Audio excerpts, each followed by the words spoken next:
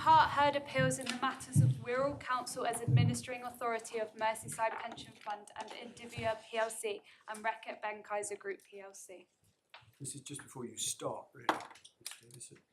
I don't know, but it may be that Mr. Chapman's instructing solicitors know this already, but the hawk-eyed among you may have spotted that the other case that Mr. Justice Michael Green referred to, apart from Commission Recovery, which was a case called Prismal and Google, the judgment of the Court of Appeal was actually handed down at 1:30. We knew that, my lord, but we haven't been able to get a copy of it yet because it's not available on the National Archives as of yet. What I was going to suggest is don't try and deal with it now.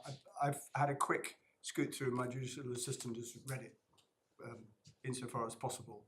It doesn't appear to really take matters any further as far as we're concerned. But if you want to make submissions about it, then do so tomorrow morning when you should have had access to it. If you continue to have a problem getting access to it because it hasn't gone onto the whatever it's now called government website, then let my clerk know and we'll let you have a copy, because this is actually as handed down. So. My lord, I'm very grateful. I will, of course, have finished my. Likelihood is I will have finished my submissions this afternoon. Of course. But I mean, I'd be very surprised if there's anything in it. My judicial assistant tells me that there's a glancing reference to bifurcation in the sense that it said, well, it would have been possible to bifurcate, but they didn't ask for it there. So I honestly don't think there's much in it. My lord, I'm very grateful, and if having had a chance to look at it overnight, if there's anything we need to say, I'm sure we can find a convenient moment tomorrow. My lords, my lady, I was moving to ground 1C of the grounds of appeal, which is the suggestion that the learned judge failed to give sufficient weight to the evidence that striking out of the representative proceedings would preclude the claims of existing retail investors and would create a situation where it wouldn't be economically viable for them or further retail or small institutional investors to bring a claim in this or any other case, which is, of course, the access to justice point. Now, there are a number of points to be made in relation to that. First, this is, of course, an area where the learned judge recognised the relevance of the access to justice considerations to the exercise of his discretion, but having carefully considered the evidence before him, concluded that the concerns raised were not made out in this case. So in relation to this issue, we are very much in the territory of my learned friend needing to establish that the learned judge's analysis was so wrong as to be outside the ambit of an assessment that could reasonably have been made. Yeah. Second, the access to justice considerations raised by my learned friend in this ground, as we know, relate to both retail investors and small institutional investors, in relation to whom the position on the material before the learned judge was somewhat different, and therefore it was obviously right of him to treat them separately. And it is right to say, my lords, my lady, that in the argument before the judge, the focus was on the retail investors, not small institutional investors, whatever that phrase might mean. But I do, of course, accept that the grounds of appeal cover both, and I'm proposing to deal with both, but to do so separately because the materials relating to them are different. Starting then with the retail investors, and the third point, there are, of course, it's common ground, 203 individuals who have signed up to the representative proceedings against my client very shortly before the hearing before the learned judge, but who are not party to the multi-party proceedings. Those individuals were not party to the proceedings either at the time the representative proceedings or multi-party proceedings were issued, or indeed at the time the strikeout application was served or the evidence in relation to it was served. And whilst, as I will come on to address, Mr. Leedham in his statement served in May 2023 did make some general statements about the position of retail investors as a class, there has never been any explanation in evidence or indeed correspondence as to how it is these 203 individuals were only signed up to the representative proceedings very shortly before the hearing of the strikeout application.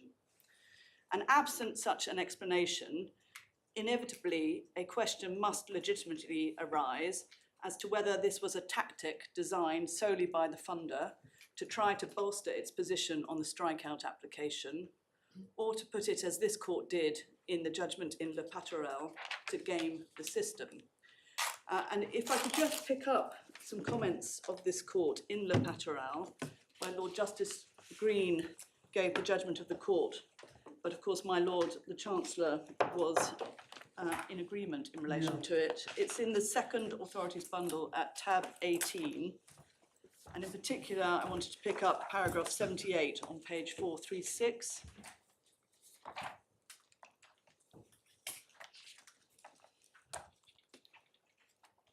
Where in the beginning of the paragraph, this court noted that the Competition Appeal Tribunal did not simply accept the position without more, but took its decision based upon its own assessment of the facts and its own view of Sorry, which page? Page 436. Sorry. Paragraph 78. Yeah. So it took its decision based upon its own assessment of the facts and its own view of what was judicial common sense. And then just by letter E in the same paragraph, as to the risk of gaming by funders undermining the systems, the importance of the Competition Appeal Tribunal forming an independent view is supported by judicial comment in Merricks in both the Court of Appeal and per Lord Sales and Lord Leggett in the Supreme Court. Commercial funders seek to profit from litigation, and the tribunal will no doubt be alert to curb the risk that the leverage that opt-out proceedings provide is being deployed oppressively and unfairly, and or that the costs spiral out of control relative to likely awards. Rule 4.1 emphasises the competition appeal will ensure that cases are dealt with at proportionate costs. Now, I emphasise that because in this case, in our submission, it was perfectly appropriate for the learned judge to scrutinise with care the evidence that was before him in relation to the position of the retail investors and the evidence that was before him, such as it was in relation to the position of funders. Now, so far as the retail investors are concerned, if we turn to the learned judge's judgment in tab 9 of the court, at page 64,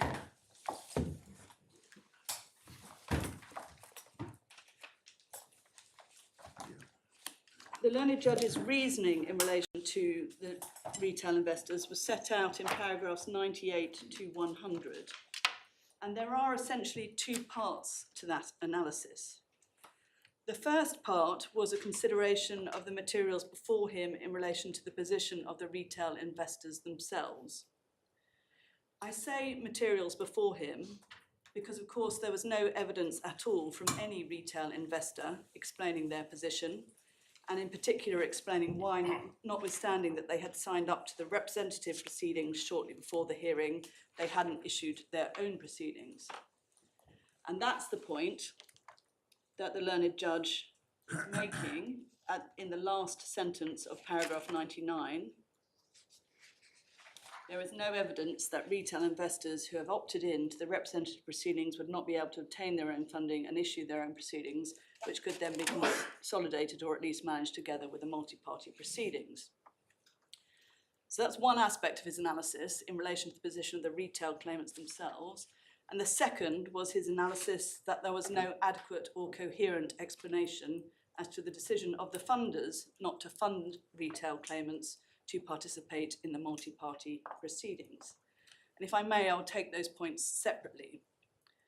Starting with the position of the retail claimants themselves, there was, of course, no direct evidence as to their ability to bring claims. We don't, in fact, even know the size or value of any of their claims or anything about the relevant individuals apart from their names. But the materials before the learned judge did include the cost sharing and governance agreement, which we looked at yesterday, which is in the supplementary appeal bundle, first supplementary appeal bundle at tab 26, and to which the learned judge expressly referred in paragraph 98 on page 64 of the judgment, where he, halfway through that paragraph, referred to the fact that even though the retail investors who have signed up to the representative proceedings including satisfying the stringent financial conditions, have been allowed to participate in them. They've been denied funding to participate in the multi-party proceedings. Now, the learned judge didn't in that paragraph specify the stringent financial conditions that he had in mind, although it is clear from other sections of his judgment that they are the conditions set out in Article 14 of the agreement, which is at page 464 of the the second supplementary appeal bundle.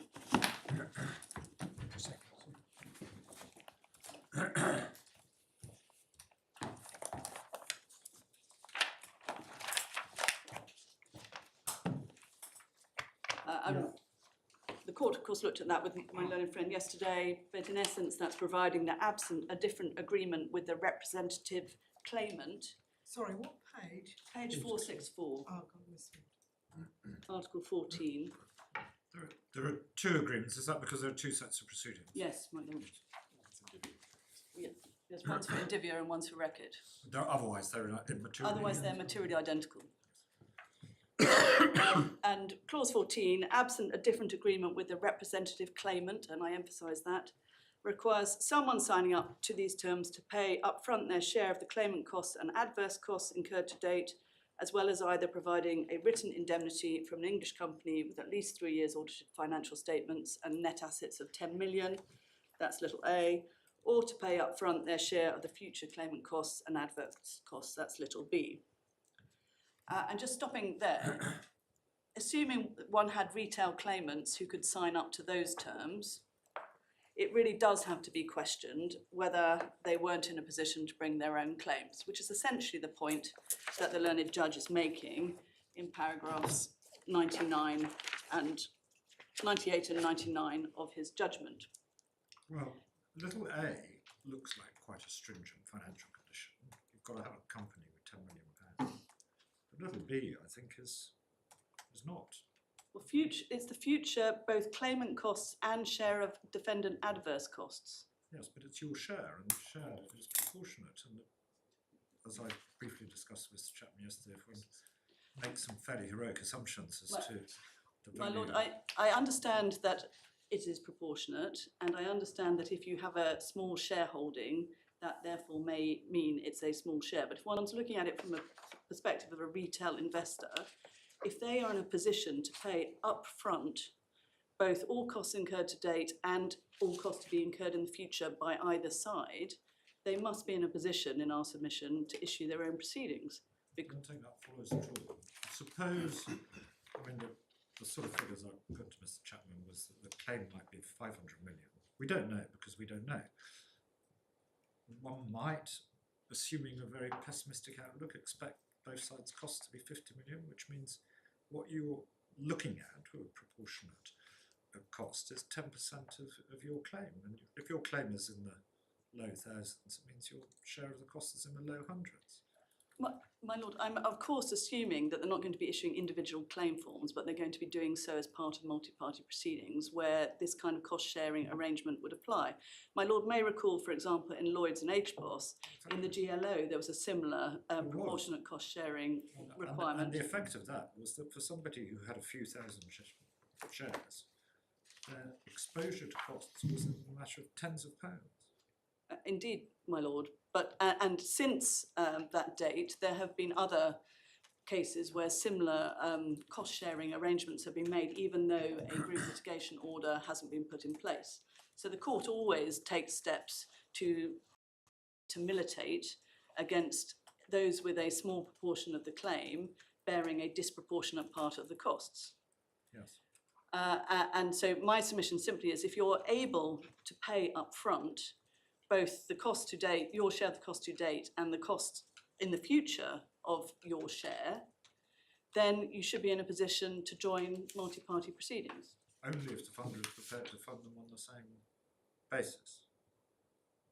Because otherwise you have to fund them yourselves. Yes. And even if you have 200 of them, just to issue a claim form is £10,000. I understand that, but I'm trying to address what the judge has found specifically in relation to the retail claimants. What he says in paragraph 90. He refers to stringent financial conditions, and I wonder whether he had more in mind 14A. He certainly. Than 14B, which doesn't seem to me likely to be very onerous at all. If we need to go back to paragraph 84 of the judgment, because it's clear from that what he meant by the stringent financial conditions, which is on page 61. Yeah. Because he's just referred in paragraph 83 to the terms of clause 14. And then he says in the first sentence of 84, these are quite stringent requirements and any retail investors that can satisfy them must be fairly substantial in themselves. And then in the next sentence, which is important in the context of a submission that my learned friend made yesterday, my learned friend yesterday said that when addressing Article 14, he said, and I quote, it's page 99 of the transcript, that the learned judge had slightly glossed or overlooked the language of the opening part of Article 14. But that is not a fair characterisation of the learned judge's findings, because to the contrary, as we can see in paragraph 84, in the second sentence, he expressly addressed the submission that had been made to him by my learned friend, Mr. Chapman, who'd pointed to the beginning of the clause and suggested that retail investors may come to a different agreement with Wirral, but then concluded that there is no evidence before me that that has happened. Now, 3 points I draw out in relation to that sentence and that finding. First, that this is not a paragraph of the judgment that has in any way been challenged by my learned friend in the grounds of appeal or his skeleton. We do submit that in those circumstances, it is not open to him during the course of the hearing, in effect, to mount an unheralded challenge to it.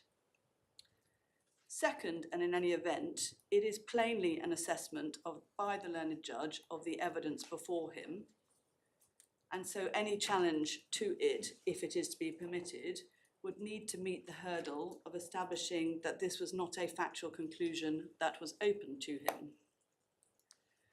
Third, the language the learned judge used in describing Mr. Chapman's submission is important.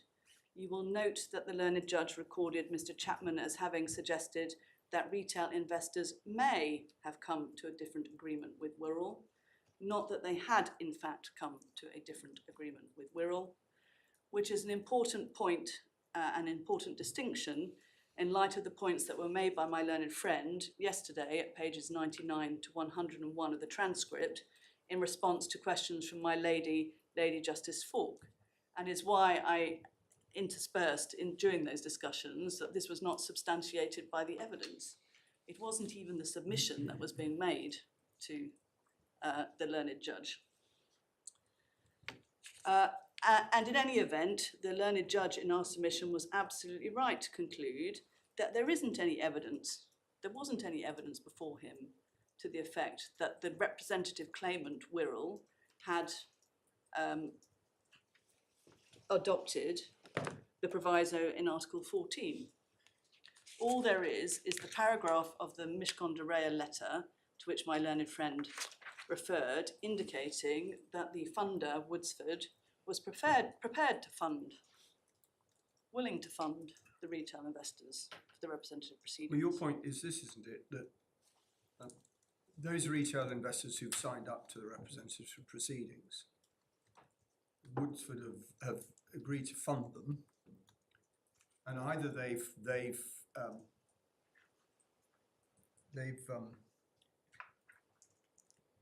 made arrangements in accordance with clause 14A or clause 14B, or Wirral has reached some different agreement with them effectively that they don't have to fund, or don't have to pay in advance, if I can put it that way, or put up a guarantee.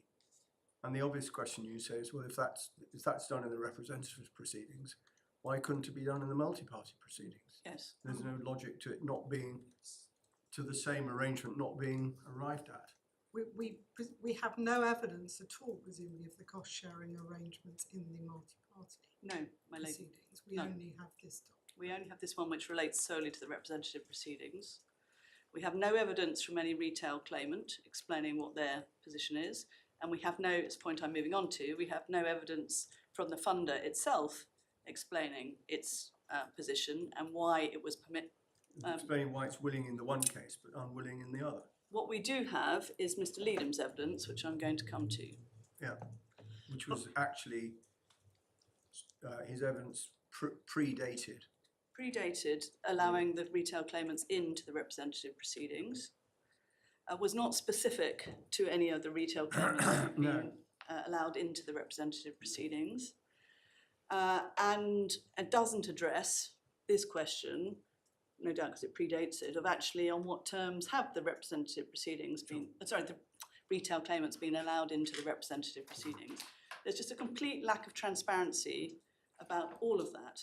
Now, which is to be contrasted, if I may say, for example, in other contexts of group claims, if we were in a GLO context, there would have to be very clear transparency about all of that, because one of the things that the court would be scrutinising would be the funding arrangements.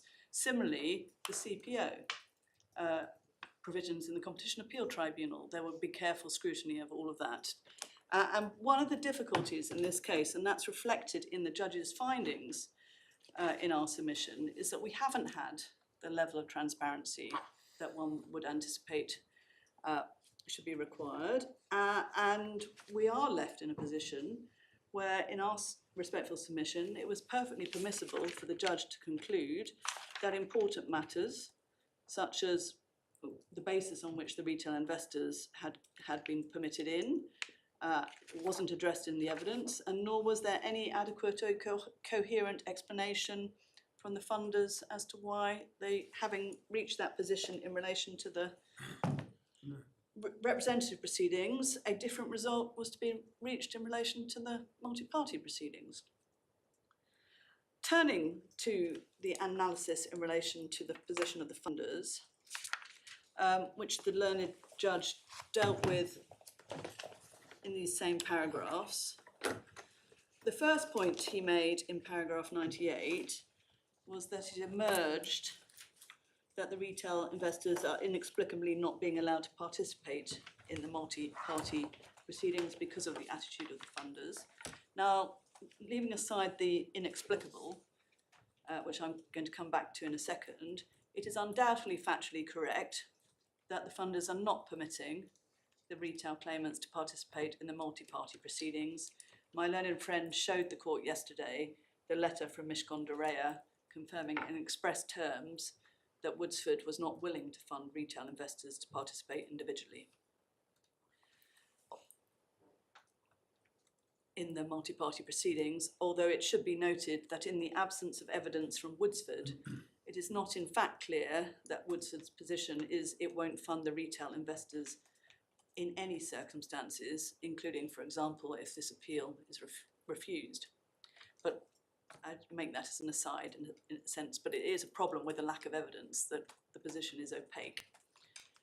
Now, the learned judge clearly had the position of the funder well in mind, and what he did in these paragraphs of his judgment was, having carefully considered the evidence, reached the conclusion that their position was not adequately or coherently explained, which has echoes in the point that was put to my learned friend by my Lord Justice Nugee yesterday, when my Lord indicated that he couldn't understand why the funders had taken this stance. Now, my learned friend's response to that seemed to be that the learned judge should have considered the explanation provided by Mr. Leadham in his statement as sufficient. And in response to a query from my Lady Justice Falk, that the learned judge's conclusion that the position of the retail investors had been engineered by the funders and wasn't adequately explained was not one he was entitled to reach on the basis of that evidence. And we make a number of points in relation to that. First, the learned judge was plainly entitled to scrutinise with care the materials that were actually before him in relation to the position of the funders, and was not required just to take at face value whatever was said to him in relation to that. That's precisely what this court was contemplating should be done in Le Patorel. Second, there was no evidence from the funder at all.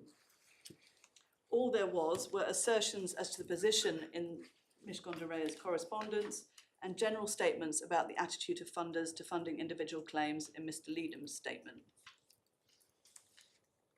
Now, when addressing that point yesterday, my learned friend suggested that the absence of evidence from the funder as regards the position of the retail claimant was perhaps explicable on the basis that the retail claimants had only been signed up shortly before the hearing. But with respect, it's obviously not open to my learned friend in whose client's hands and in whose client's funders' hands the explanation lie, to point to late developments as a reason why no evidence was adduced.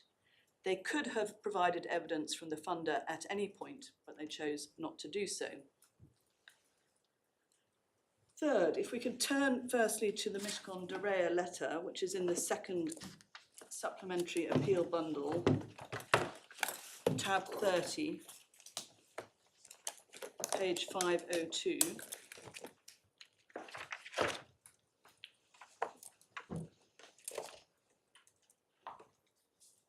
What is said here in paragraph 3 is Woodford is not willing to fund retail investors to participate individually.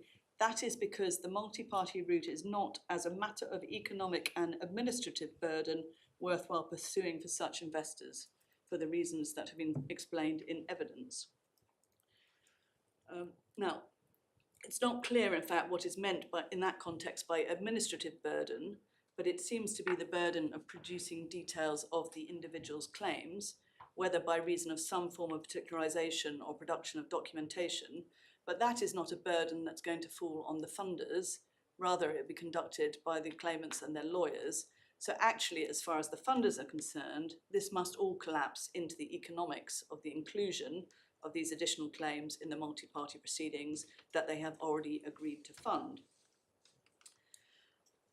Turning then to what explanations we have as to why the economics of the inclusion of these additional claims in the multi-party proceedings are said to mean that Woodsford is not willing to fund them, our submission is that they are vague and general in the extreme, and that the learned judge was therefore perfectly entitled to conclude that there was no adequate or coherent explanation. Mr. Leedham's witness statement, which is at tab 5 on the first supplementary bundle, deals with this in paragraphs 33 to 34, page 87 to 88.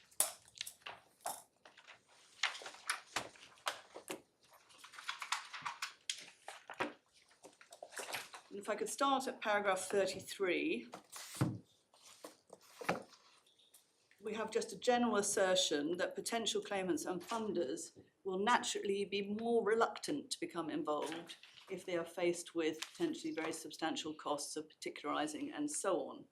Just stopping there, naturally more reluctant to become involved isn't the same as it's not economically viable for us to become involved. It's a reluctance, it's not a determination. Paragraph 34 is expressed in slightly more strident terms, I acknowledge. In particular, it's said in the middle of this, it is not economically viable for funders to bear the costs of such investors' claims, including the significant costs prior to the finding of liability being made, and the lack of economic viability is likely explanation for so on. Whereas at the end, by contrast, it would be economically viable to fund such claims in the second stage of a bifurcated 19.8 scenario. Just stopping there for a moment, we of course are not in the second stage of a bifurcated 19.8 scenario at present. They've actually funded the claims in the first stage, but that's not explained in this evidence. Now, there's a number of points caught up in all this which we need to break down. First, this analysis necessarily assumes that the court would require significant costs to be incurred in relation to claims of retail claimants if they were afforded the ability by the funder to participate in the multi-party proceedings.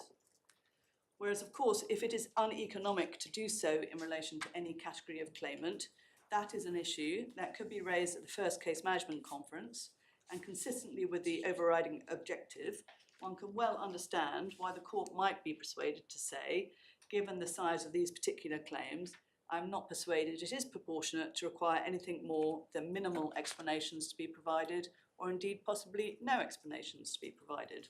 Or sampling. Or sampling. All of those are matters. If the point is that doing the upfront work that is being referred to in these paragraphs is disproportionate. But that's the point, isn't it? Because if we look, for example, at Mr. Justice Leach's case, you've got the three categories of claimant, which are the same as the ones in the multi-party proceedings here. Yes. Three categories of reliance, rather. Direct reliance, indirect reliance, and market stroke price reliance. It's not, which apparently all of them Are alleging. all of them say that they engage in the Market price. third type of reliance. So all that's actually required is that they identify whether the ones who were direct or indirect are identified. And for all we know, that may not be any retail claimants. I mean, my Well, learned, that's right. my That's of learned course friend right. said yesterday it might be thought to be more likely that a retail claimant had direct or indirect reliance. We're here talking about published annual reports and recognised information service publications over the course of a period from 2006 through to 2022. Yeah. With respect to my learned friend, the idea that a retail claimant is more likely or as likely as an institutional investor to have been poring over those kinds of materials as opposed to simply relying on price and market reliance is in our submission unreal. It's much more likely that it's price or market reliance in relation to the investors. Whether that's right or wrong, the real point is that this what's said in 34 is all very well if everybody had to produce everything. Yes. But that's not what's happened in the other cases. Well, it's not. My learned friend may say in relation to that, well, in the other cases where we have case management judgments, there are no retail claimants involved, so the court hasn't had to consider what to do in relation to retail claimants. But it has just more generally come up with a sampling mechanism and provision of particular. It was actually varied from case to case. Is another point I was going to make. There isn't a one size fits all in relation to this. Slightly different decisions have been taken depending on the particular circumstances of the case, as one would expect, because one's applying the overriding objective by reference to the circumstances If there were of the complete case. transparency, then the court would engage in case management, which would ensure that undue burdens weren't placed on small individual claimants, as it were. Of course, that's the point I'm making. If it's uneconomic in relation to certain individuals' claims to require them to take any particular step, that is something that absolutely one would expect the court to be taking into account when deciding what steps need to be taken. They'd be required to under the considerations you have to take into account. Precisely. Precisely. Economics. I mean, it is clear, isn't it, that it's likely to be the case that the work required to identify whether there has been reliance and so on would be proportionately, if you like, more expensive compared to the value of the claim where the holding is small. My lady, that might depend on what the work is. I mean, if it's I know simply if saying... it's an individual and it's their own records, that is on the other hand easier. But you can see that the per claim work... Yes, no, I understand that. But if all they're being asked to do, for example, is to identify which category of reliance are you alleging, are you saying anything other than market price reliance? That, in my respectful submission, would not be in any sense a disproportionate burden in relation to a claimant. And the court will be familiar, for example, in relation to group litigation orders, there are often questionnaires created. You have to sign up, provide certain information as they're part and parcel of signing up to the class. Yeah. And there are often debates at the hearing of the group litigation order as to what information should be required to be provided. You have the claimant's lawyers always saying the more questions you have to ask, the more it costs. But the court also saying, but we need to get a handle by use of these questionnaires on some of the key facets of the nature of the claimant body, so different issues. So I'm just using that as an example. There are always competing considerations, but the court has the power and will obviously exercise the power to only require that which is proportionate to the claim that's being advanced. And none of this, of course, has been tested in relation to, it's a point that my learned friend tries to pray and aid, but it is a point that actually cuts both ways. None of this has been tested in relation to retail claimants, in particular, because there haven't been any retail claimants signed up. What that amounts to is, in fact, the funders are not prepared to take the risk of the court imposing work that would be disproportionate to the value of those claims. That's really what it amounts to. And that it's, if one It's very isolates... difficult to assess because we don't know what the size of the retail claimant's claims is. Precisely, my lord. Nor do we know what the costs is, nor do we know what the cost sharing agreement might be, or what the return to the funders is. They presumably would be expecting to take some financial reward for funding these proceedings. One assumes commercial funders do not fund unless there is a significant financial reward. Yeah. But none of, again, it brings back to the point that the learned judge was making. There wasn't any adequate or coherent explanation because none of these matters were addressed in any form of transparent manner. We just have assertions effectively by Mr. Leadham and his explanation of his experience in relation to the market. But again, none of it properly developed or tested. One of the other points that Mr. Leadham makes in paragraph 34 in the last sentence is the suggestion that the incremental costs of the individual claims will be lower at the second stage of the proceedings. But that is also completely unexplained. The incremental costs are by definition costs involved in investigating and establishing the issues that each investor would be required to individually establish in order to have a valid claim. So matters of standing, reliance, causation, and potentially limitation. And as my Lord, the Chancellor, put to my learned friend yesterday, the incremental costs of establishing those matters should surely be the same, whatever stage of an action they are incurred at. Indeed, if anything, delay could be thought to increase cost, not only because of inflation, but because the passage of time could make matters such as document retrieval or production of evidence more difficult. And if the value of each individual claim is low, there will still surely be issues as to economic viability at whatever stage it is done in any event. The third point Mr. Leadham makes is a suggestion of greater confidence on the part of the funders in funding because liability has already been established. But as we noted yesterday, it's just not right to say in the context that the effect of stage one of the bifurcated process will be that liability has already been established. That ignores the other critical elements of the cause of action, and as my Lord the Chancellor yesterday rightly posited, suppose a situation in which none of the retail claimants, or only a small fraction of them, could even arguably assert direct or conduit reliance, for example. There would be, on the basis of the decision of Mr. Justice Leach, no question of liability at all in relation to those claims. And it is perhaps of some interest to note that in the Lloyds HBOS GLO, which was a case relating to an alleged material, a number of alleged material misstatements in listing particulars, there were some 6,000 retail claimants who were funded alongside the institutional investors to bring claims. Reliance was very much in issue. And although the claimant in fact persuaded the court that there was information missing in that case, the claim nonetheless failed on causation grounds. It's difficult to understand why stage one would give any rational party confidence that there's going to be successful claims on the part of individual retail investors in any event.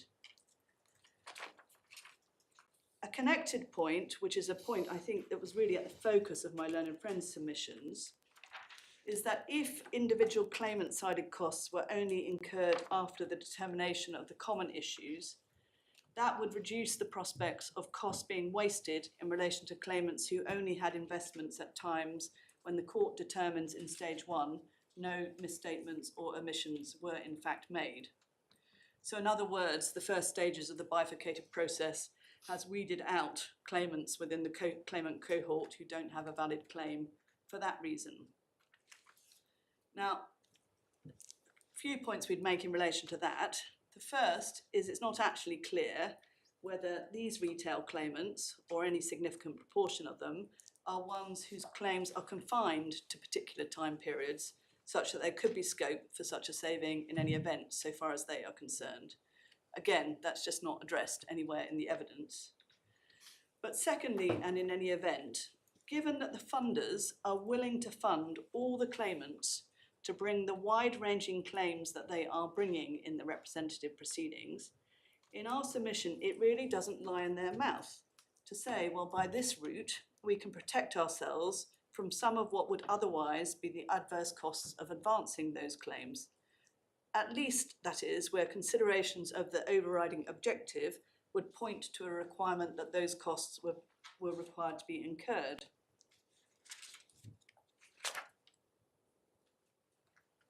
On a proper analysis in our submission, what this point boils down to is what the funders wish to achieve is a license to bring the broadest possible of allegations of, in effect, fraudulent misstatement or omission in circumstances where my learned friend himself yesterday said, and it's page 52 of the transcript, it might even be said to be probably the case that liability would only attach to some of the matters pleaded, but without any form of constraint on the claimants by the need to investigate or assess other key matters relevant to the breadth of those assertions, such as whether any of the claimants in fact relied upon them. And that's plainly not an approach that the overriding objective dictates in our submission. The final point made by Mr. Leedham in paragraph 34 is the suggestion that the funders' confidence in funding would be improved by the prospects of settlement having improved after the determination of the common issues in the representative proceedings. And that's a point that Mr. Leedham had also made in paragraph 27B statement at page 85, where he suggested that if Wirral succeeds, the parties will be greatly assisted in reaching a settlement of potential actions by representative persons, and, as he put it, the realistic likelihood is that the claim will not proceed to the determination of the individual issues. So the assumption that appears to be underlying all this is that if they succeed on the common issues, they will be able to leverage a settlement without having had to do anything in relation to the individual issues at all. Now, one can perhaps see, if that was a fair assumption, why it would be economically rational for funders to seek to achieve that outcome. But as the learned judge rightly concluded in our submission, there was no real evidence to support that assumption. That's a point he made in paragraph 61 and 102 of his judgment. It is in fact contrary to the view of every single first instance judge who has had to consider prospects of settlement in section 98 claims, including my Lady Justice Falk when sitting at first instance in both G4S and Serco. I wasn't, my lady will be familiar with her judgments, I wasn't therefore going to go to them, but the relevant paragraphs are 43 and 57 to 59 in G4S and 25 in Serco. It is perhaps also of some interest to look at what Mr. Justice Leach has just said in Barclays, which is in the second authorities bundle at tab 24. In a judgment following the first CMC in that case. If we go to paragraph 14 at page 631. This is his first judgment. This is his first judgment. So this was at the first case management conference.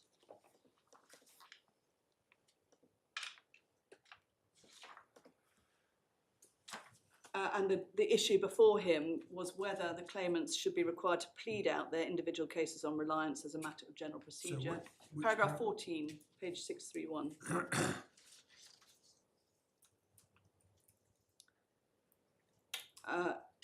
And he accepted the general proposition that they should plead their individual cases, but the critical question remains one of timing. When? It seems to me that the answer to this question is a case management decision, and it involves an imperfect balancing exercise. In an ideal world, all the claimants would be required to plead out their case in full now. Moreover, this would be a salutary exercise designed to compel the claimants and their funders to engage with the litigation, etc. And then he referred to my Lady Justice Falk judgment in G4S. It would also promote settlement by shaking out those cases which are clearly hopeless or where the individual claimants are simply along for the ride. To use the phrase which I used in argument, it will keep the claimants and perhaps more importantly their funders honest. But in fact, he didn't require everything to be pleaded out. What he did, we can see from paragraph 17, and this is one of the reasons why I say there's no one size fits all, different decisions are made depending by reference to the case, was he required he adopted a middle way, which is requiring sample funds to fill out the reliance questionnaire. That was in fact 100 of the funds, and they were picked by both sides.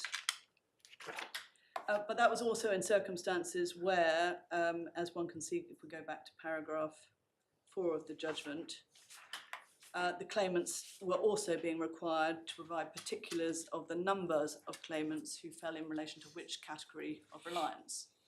And so whether it was index market price, conduit or direct. And it was that information provided pursuant to paragraph 4 rather than the sampling exercise. In the G4S Serco case and Tesco, there'd been a questionnaire for everybody, Yes. followed by sampling. Yes. And he's just simply making the point that the class is so large But he's not going to require that. he's not going to require everybody to answer the questionnaire. And he did a sample. Yeah. He also, the claimants were also required simply just to identify which category they fell into, and it was that categorisation that enabled us to make the application. I was appearing for Barclays in front of Mr. Justice Leach on the strikeout in relation to reliance. It allowed us to make the application on the basis it was going to affect 60% of the value of the claim. I can't remember how many people there were in the sample. It was. Well, it wasn't, the sample wasn't the important factor that led to the strikeout. It was simply just them being required to identify which category of reliance they were asserting. So everyone had to identify. Everyone had to do that. It's just the questionnaire related. And then to the questionnaire small- related to 100 of the claimants as a sample. And in fact, Yeah. Mr. Justice Leach in that case has picked a very small number of sample claimants to test reliance issues in the trial 1 stage, which is next year, which is different to the decisions that have been made in other cases, and again just is illustrative of the fact that there is no one size fits all answer. It's all a matter of case management by reference to the particular circumstances of the case. Yeah. Now, in some senses, the proof of the pudding is in the eating in relation to this, as all of the Section 90A claims to date in this jurisdiction have settled prior to the first trial, apart, that is, from autonomy, which was a very different case as it involved the specific takeover of a business, and the Section 90A claim arose as part only of much broader allegations of misrepresentation and the like being made by Hewlett-Packard in relation to autonomy.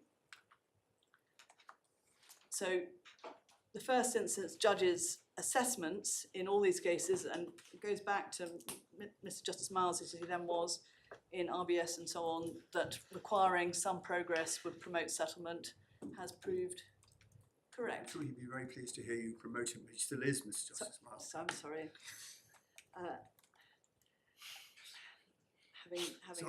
Having a Wednesday afternoon moment, I do apologise. Don't worry. Now, we accept that material could be provided voluntarily by the representative parties. But it wouldn't be right in our submission to approach the issue on the basis that it will be. Some of the other Section 90A cases demonstrate the difficulties that have been experienced in voluntarily extracting information from claimants. That's a specific concern that Mr. Justice Michael Green has raised in the Standard Chartered case, for example, in the case management decision in the bundle. Yeah.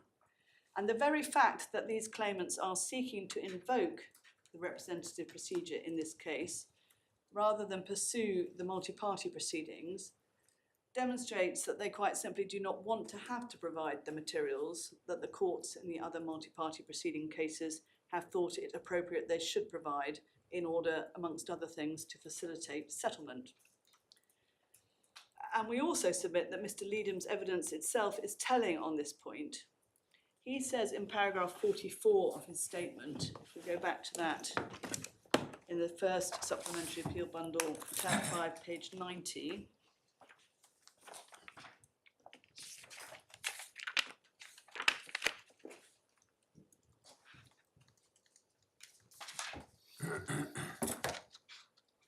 in the very end of it, I'm instructed that Wirral and the representative persons are willing to volunteer to provide their relevant trading data to the defendant's securities on a without prejudice basis to allow their losses to be calculated and to assist in reaching settlement. It's wholly unclear why that would only be provided on a WP basis as opposed to openly, but be that as it may, that's obviously material that is only relevant to one of the claimant-sided issues, namely standing, and only part of standing for the reasons I sought to explain yesterday. And there's no suggestion at all that there would be any willingness to provide information in relation to other matters specific to individual claimants, such as reliance, notwithstanding the fundamental nature of that issue as regards the existence of valid claims. And as I mentioned yesterday, subsequent to Mr. Justice Leach's decision on the strikeout in Barclays, we have been corresponding with the claimants to seek to obtain information as to the potential impact of that principle, in this case on these proceedings, what proportion of claimants are alleging direct or conduit reliance, and we've had a response declining to answer on the basis that reliance issues do not arise in this appeal or in the representative proceedings. Now, the reality in our submission is that without... Well, that's deeply unsatisfactory with respect, because if Mr. Justice Leach's decision stands, and it is after all the same decision as Mr. Justice Heal reached in autonomy, then, and if, for example, the number of investors who only had price reliance was the same sort of proportion as in the Barclays case, then more than half of these claimants don't have a claim. Precisely, my lord.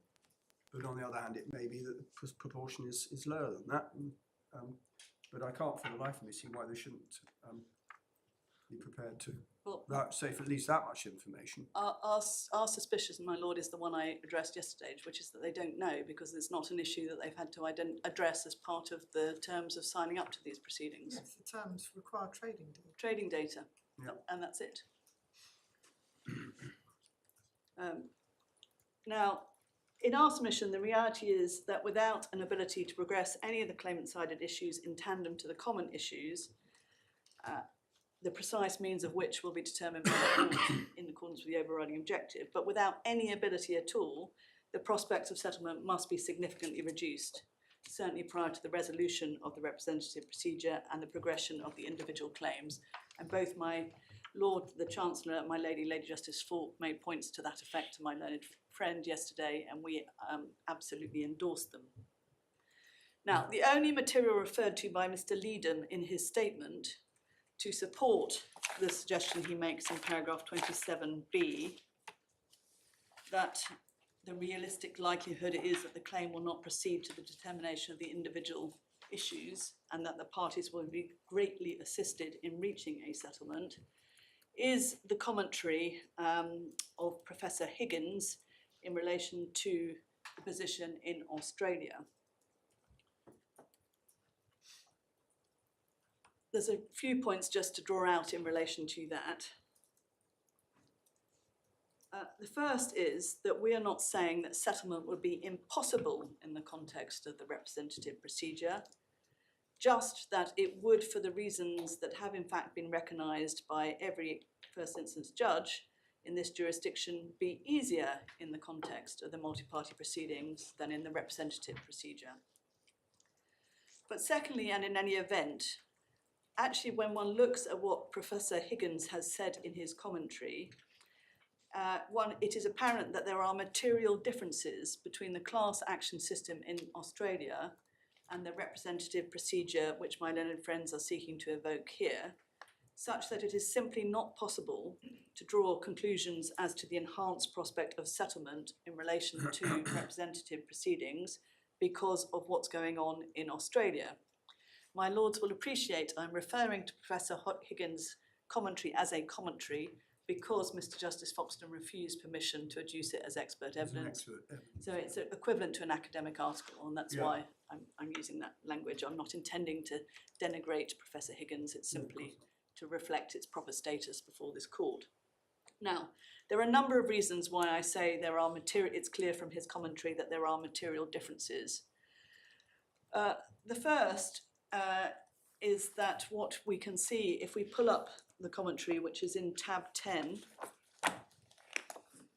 of the first supplemental appeal bundle at paragraph 17,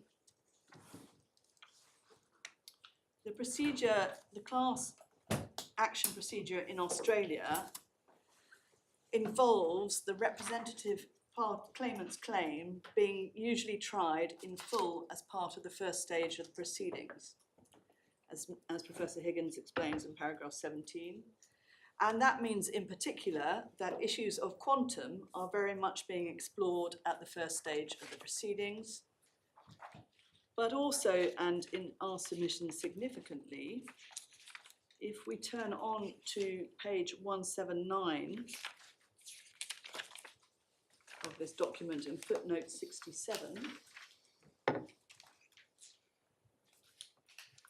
what Professor Higgins is acknowledging there is that indirect or market causation, being the theory of substantive law that posits causation by reference to how other rational actors in the market react without the need for individual reliance, market-based causation theories of this kind can be dealt with by the court as a common question at the initial trial. So those legal points, which are equivalent to the ones that Mr. Justice Leach was dealing with in Barclays, come in at stage 1 in the class action procedure, or can come in at stage 1 in the class action procedure in Australia. And then also if we turn on to paragraph 70 on page 183, there are powers to order disclosure from class members, for example, to facilitate settlement, and at paragraph 72, powers to require the provision of particulars, again, to promote settlement. Those latter 2 points are important because there would be no such power in the representative procedures because the representative parties are not parties for the purposes of providing disclosure or particulars. And I just put those points out. I mean, I'm sure the court will look at it in more detail if they're interested, but these are very key, significant differences between the procedure in Australia and what is contemplated by the representative procedure in this case. It actually makes it even more strange why the funders aren't funding, because the implication is that funders will fund these sorts of actions in Australia, yet there is a power of the court to order quite a lot of work to be done. Yes, my lady, that's a fair point. To promote settlement, it's said, but nonetheless, Yes. it's provision of disclosure and provision of particulars. And we say what you certainly can't do is rely on the experience in Australia and say that in light of that, the learned judge erred in concluding that he wasn't persuaded that the use of the representative procedure in this case would be likely to promote settlement. It certainly can't rely on it to say that his conclusion was so outside the ambit of conclusions that could be made by reference to the materials before him that it should be interfered with by this court. Now, the final point that's made by Mr. Leedham, and on which my learned friend really sought to place emphasis, was the point that's made by reference to Mr. Leedham having explained that so far as he is aware, there have been no claims under Section 90A by retail investors to date. And that's a point that the learned judge addressed at paragraph 100 of his judgment on page 65 of the Court Appeal Bundle, tab 9. Where he rightly noted that claims by retail investors have been funded in the RBS rights issue litigation and in the Lloyds HBOS GLO. Now, my learned friend appears to wish to seek to distinguish those two claims on the basis that they were both claims where there was no reliance requirement to be established, as they were claims under section 90. That's what he says in his skeleton at paragraph 57E. Now, my lords, my lord, there is a different argument about section 90 and whether there is a reliance requirement in it, which has not yet been determined by the courts. But there is there are It's some. not before this. It's not before this court, but I just simply make that point to say one can't actually. It's an unsettled point as a matter of English law. Forgive my ignorance. Why did these claims have to be pursued under section 90A and not section 90? Because section 90 relates to prospectus, and so Indivior issued in a prospectus, but as regards my clients, there is no prospectus. So yours is based on annual reports and Yes, other published information? published information, yes. Yes, thank you. Now,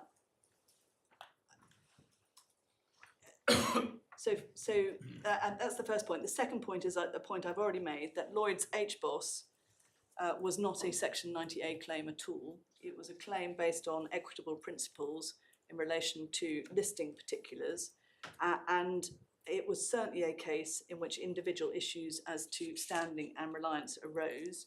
Indeed, certain retail investors produced witness statements for the trial. Was that a split trial? No, it wasn't a split trial. It was a single trial of everything. It was a wasn't single trial of everything, yes. And what the claimants in fact did was produce witness statements from both some of the retail investors and some of the institutional investors on the issue of reliance. I cross-examined the institutional investors on those issues. In fact, we chose not to cross-examine the retail investors on those issues, but there was evidence before the court in relation to it. And so insofar as my... To that litigation, did it settle? No, my lord, No. there's a judgment of the court in which the court dismissed the claim. It held that there had been some omissions from the listing particulars in relation to certain matters, Yes. but then rejected the claim on causation grounds. That was Mr. Justice Norris. It was Mr. Justice Norris, yes. Yeah. Now, I accept it's not a section 90A claim or a section 90 claim, but it was a claim relating to misstatements, omissions in published documentation by a company, here Lloyd's, in relation to the acquisition of HBOS, where retail claimants were funded and retail claimants had to produce evidence in relation to reliance. Yeah. Now, the authorities bundle actually also contains another decision involving claims by many thousands of retail investors, which is not a section 90A claim, but where there is nonetheless clearly funding, which is the Moon and Link Fund Authority in the second appeal bundle. Justice Trower's case. Yes. Yes. Now, those were retail investors who had invested in the Woodford funds. Yeah. They weren't section 90A claims, but they did include claims in relation to untrue and misleading claims in the prospectus for the fund under a different statutory provision, which we can see from the authority. If we go, it's at tab 14 of the second authorities bundle.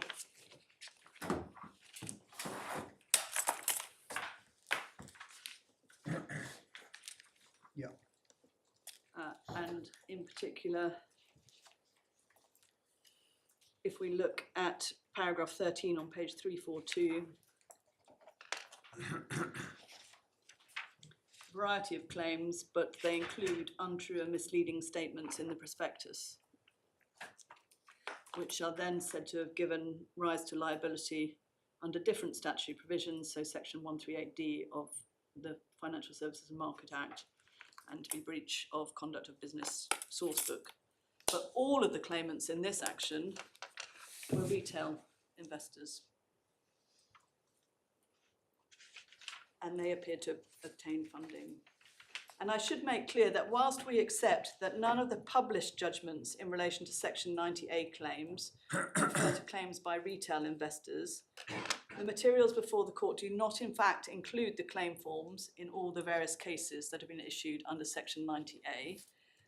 And so I'm certainly not accepting that there can be certainty that there aren't retail investors in some of those claims, including the claims issued more recently. What one can't tell, I'm not positively saying that there are, I'm simply saying the materials just don't actually demonstrate one way or the other.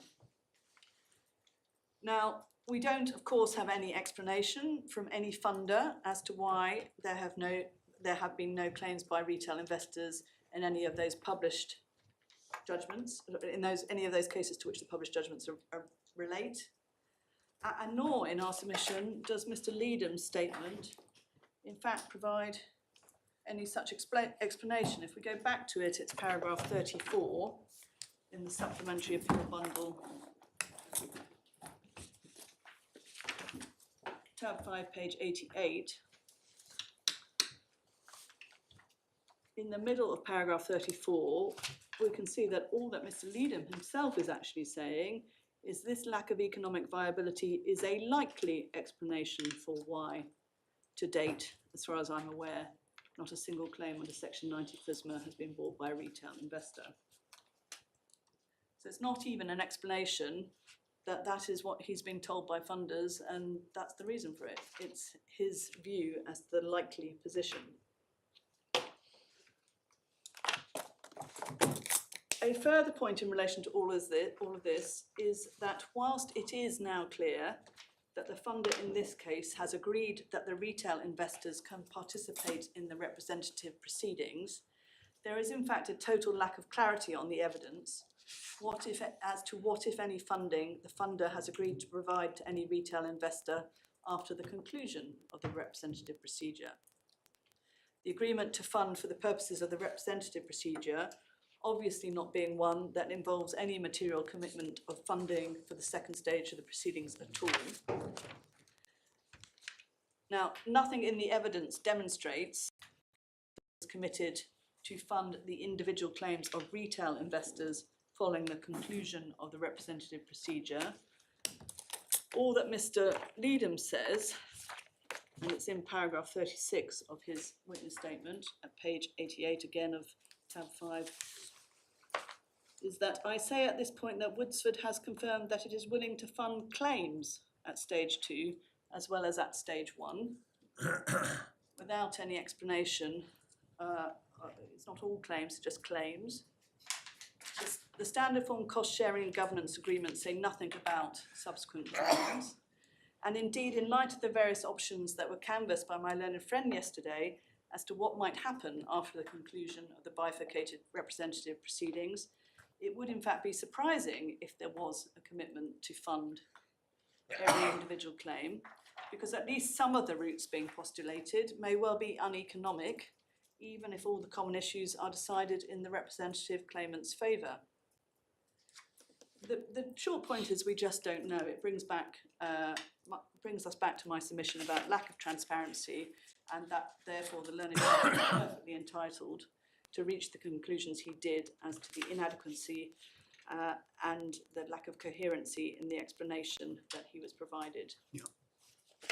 If I can then turn to small institutional investors. The first point, and this is why they need to be treated differently, is that there cannot be any access to justice arguments available to those institutional investors who are signed up to both the representative procedure and the multi-party proceedings. And clearly they have the ability to pursue either set, regardless of the size of their claim. To the extent that any of them are properly to be categorised as small institutional investors, the fact that they are small institutional investors is therefore accordingly irrelevant to their ability to obtain justice in this case.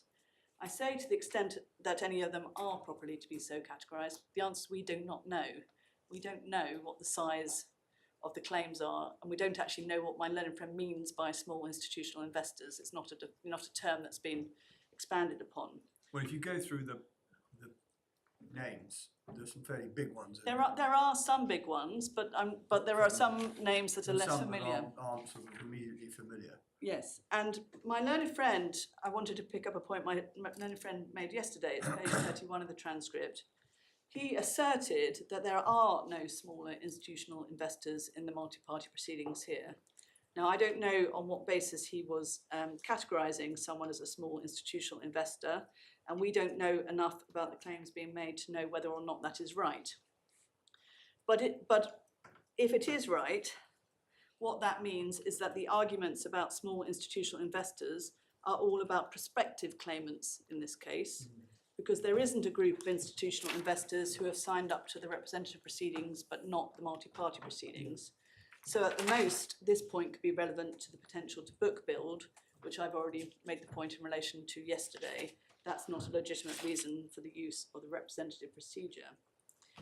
Connected to this, at page 90 of yesterday's transcript, my learned friend suggested it was clear that smaller investors, including smaller institutional investors, were not bringing Section 90A claims and that funders were not prepared to fund them to do so. There is in fact no evidence at all as to whether any of the institutional investors in any of the other Section 90A cases can be categorised as small institutional investors. In fact, if we look at what Mr. Leedham himself says in paragraph 28 of his statement at page 85, last sentence of tab 5 of the supplementary appeal bundle, all he says is that the majority of claimants joining the actions have been pension funds, professional fund managers and other substantial investment institutions. There isn't any analysis at all. The next point briefly to make in relation to this is just to remind the court of the learned judge's finding in paragraph 63 of his judgment at page 57, just after having specifically dealt with the evidence of Mr. Lange and Mr. Mendoza, that my learned friend fairly accepted that the evidence didn't show that any institutional investor had been deterred from joining the multi-party proceedings in this case. So in our submission, it's really not possible to say that the evidence of Mr. Lange or Ms. Mendoza demonstrates anything at all about the benefits of the use of the representative procedure for small institutional investors in this case. The fifth point, and I will take it as quickly as I can, but in terms of the evidence of Mr. Lange and Ms. Mendoza, what is apparent from both of their statements is that they are general descriptions of various features of UK litigation that either they or possibly their clients do not regard as favourable to bringing claims. I say possibly their clients because if we take up Ms. Mendoza's statement first, which is in the first supplemental appeal bundle at tab 7, paragraph 4, one of the oddities of her statement is she says towards the end of that paragraph that the views she is expressing are her own and do not necessarily reflect either those of her employer or other affiliated entities, nor of her employer's clients. But what's important also in relation to this statement, if we turn on, for example, to paragraph 22 on page 121, is that she identifies a range of litigation risks that are relevant in her view in terms of appetite to participate. Those include, as well as participation in requirements, which is the work to be done, extent of confidentiality of the claimant in the respective jurisdictions, supporting documentation requirements, likelihood of adverse costs, and jurisdictional approaches. Now, at least a number of those are just as present in the representative procedure contemplated in this case as they would be in multi-party procedures. In particular, the claimants are not going to be kept confidential. As for adverse costs, we know from the costs and governing sharing agreement that they have to take a share of the adverse costs, and Lord Leggatt tells us in Lloyd and Google at paragraph 78 that they can be liable for adverse costs in any event. If one then looks at what Ms. Mendoza is able to conclude in relation to all this, at paragraph 26, She's saying, based on my experience in the second sentence, our clients may be more inclined to join actions in the UK if they knew that defence liability had been established, being required to take all these steps. And similarly in paragraph 31 over the page, more of our clients may be willing to participate in them. Not particularly compelling evidence in our submission, even if one is trying to establish that using the representative procedure will be the key that breaks the lock, if that's the purpose of this evidence. Similarly, in relation to Mr. Lange's evidence, which is at the previous tab, one can see if one looks at This is all very well, but as you say, it's pretty vague. But also, it's a sort of so what point, if I can put it that way, because this is not, you know, these proceedings really demonstrate very starkly that, at least as the claimants would have it, there's no gatekeeping role for the court. So it's not like the collective proceedings regime in the CAT, where you have to go through the hoops of the eligibility requirement and so forth, and the Microsoft test. yes. Before you get to first base. And as we know from experience in this court of doing any number of appeals from the CAT, it's taken goodness only knows how long to get any of those cases anywhere near a final hearing because of all the procedural steps along the way. Yes. And at least those procedural steps have imposed a degree of gatekeeping. Precisely. I'm simply making these points because my learned friend in his submissions yesterday sought to criticise the judge for not attaching sufficient weight to this evidence. And I say, my submission is, well, you actually have to look at what the evidence is saying. And it doesn't go as far as my learned friend needs it to go in order to make good the submission he's making. And so far as Mr. Lange's evidence is concerned, similar points can be made. If we look, for example, at paragraph 16 on page 108, he refers to Australia and New Zealand and notes that the investors who are not representative parties but have been impacted are not identified during proceedings except by reference to the group and only appear and participate individually after the defendant's wrongdoing has been established, which then at 21 he picks up by saying, these active participation matters are a different proposition for obvious reasons. In an active matter, the claimant's participation burdens are more than de minimis and their involvement is visible to the defendants and may be publicly visible. He addresses that in more detail below, and that's what he returns to at paragraphs 41 to 42 on page 111. The clients appreciating that they are named on a writ and they must assume an openly adversarial posture vis-a-vis defendants who may deny wrongdoing before they've even filed a defence. These points in these paragraphs are ones that continue to apply with equal force to the representative procedure that's being proposed in this case, because they are having to be identified because it's an opt-in class. And they will therefore be visible certainly to my clients and potentially to the extent there's any discussion about any individual in open court to others. And then at 44... It's a slightly odd point to make, isn't it? In circumstances where what you're doing is alleging fraudulent misrepresentation by the management, that you want to maintain good relationships with the management.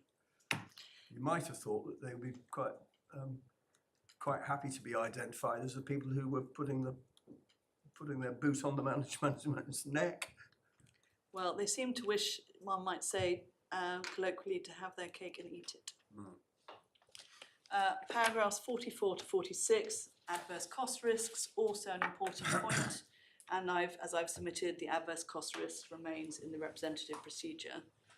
And the final point in paragraph 50, to pick up from this statement, the last sentence, client reluctance to register for efforts in countries with little or no legal precedents, offering guidance on what clients could expect for participation risk and burdens prior to determination of the defendant's liability. The courts are developing processes here, but there remains scope for different decisions in relation to these matters. The final point that I just need to address in this context is to come back to Professor Higgins' commentary. because my learned friend, in the course of his oral submissions yesterday, particularly sought to highlight what Professor Higgins says in terms of the numbers of claimants in relation to whom there have been settlements in Australia, class actions. I've already made the points that I make about how that procedure is different, but he referred in particular in his submissions yesterday to those aspects of Professor Higgins' report where he explains how many thousand claimants have received settlements of average amounts. But my lords and my lady, one needs to look at that with some caution. If we go to Professor Higgins' report at page 197,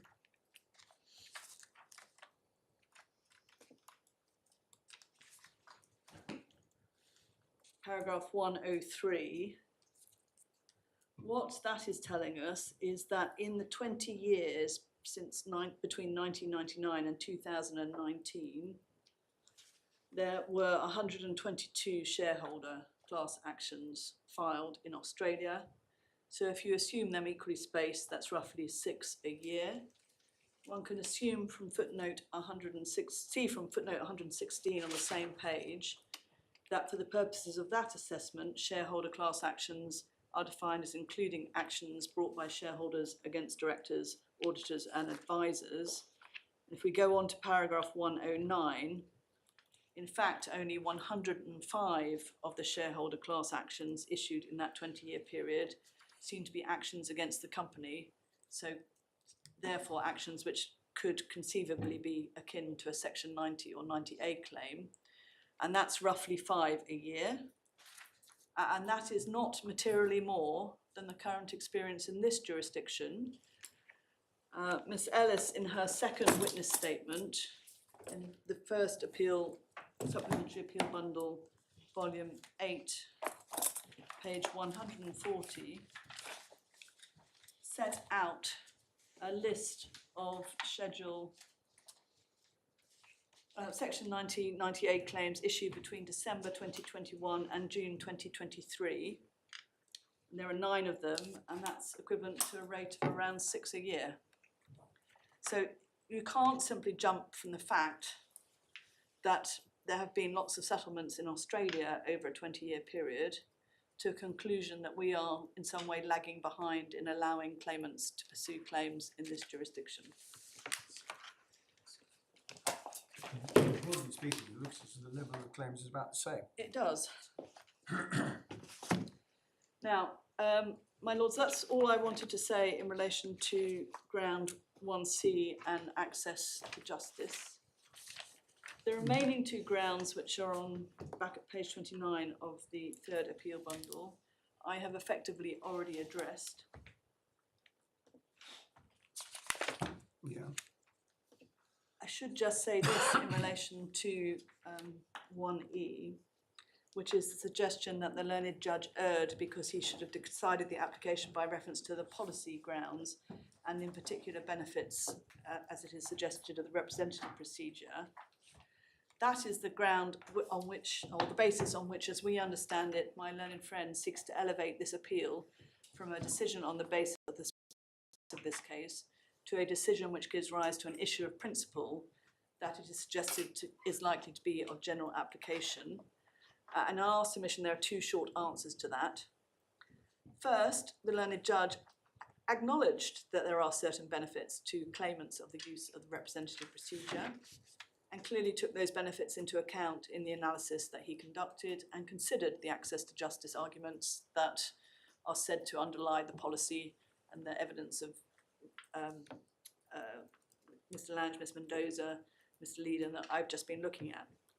But second, and significantly in our submission, it was plainly appropriate for the learned judge to take the view, as he did, that what he was being asked to decide was the question whether or not to exercise the discretion to permit the representative proceedings to proceed in the particular circumstances of this case, and that he was not being asked to judge how securities claims in general should be brought.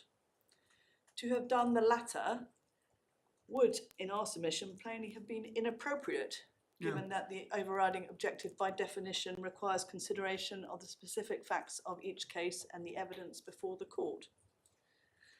And so with respect to my learned friend, his attempt to elevate this to raising points of general principle and of policy is misconceived.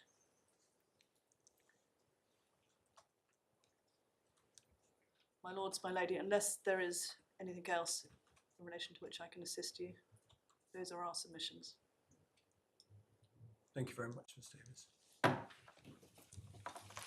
My lords, my lady, I gratefully adopt on behalf of my client, Indivior, everything that has been said by my learned friend, Ms Davies. And we agree with her that the judge was right for the reasons that he gave. And we agree in particular with the point that my learned friend has just made, that it was a discretionary decision on the evidence in this case, and that it's not necessary for you to consider any wider policy points beyond what the judge did when he looked at the evidence before him. But we have raised in our respondents' notes one further point, which is a contingent point, that if you were getting into the questions of policy, you ought also to consider the policy behind Schedule 10A, because that is an answer to the policy point that is sought to be made by my learned friend, Mr. Chapman.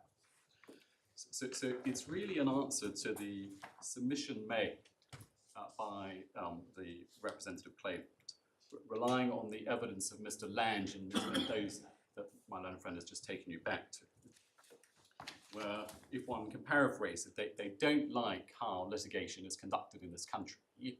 They think that is a less good way of conducting litigation than in certain other jurisdictions.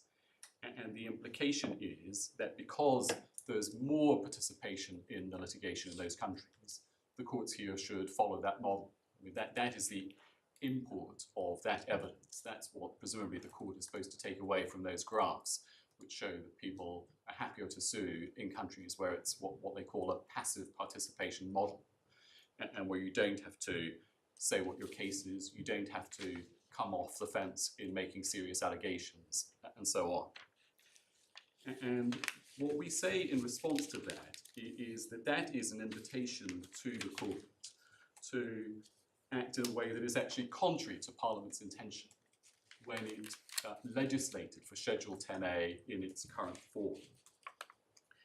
And we seek to make that submission good by reference to the analysis in the reports that Professor Davies prepared, and which have been widely regarded as shedding light on the statutory purpose, the legislative purpose behind Schedule 10A. And it's been, these reports relied on, first of all, by Ms. Justice Hilliard in the autonomy decision, and they've also been quoted from extensively by Mr. Justice Leach in his Barclays decision. And I think my lady may have been shown extracts from these in G4S for Circle as well.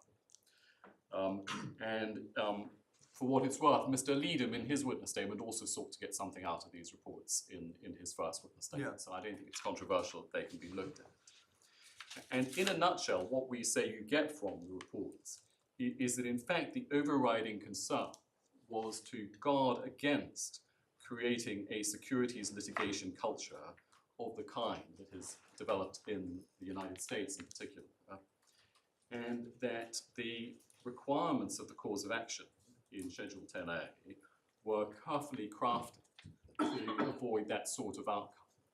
And that was particularly so by requiring proof of reliance as an essential ingredient of the cause of action. That was intended to discourage the development of a securities litigation culture. So, my lady, may I ask you just to pick up the third authorities bundle, tab 28.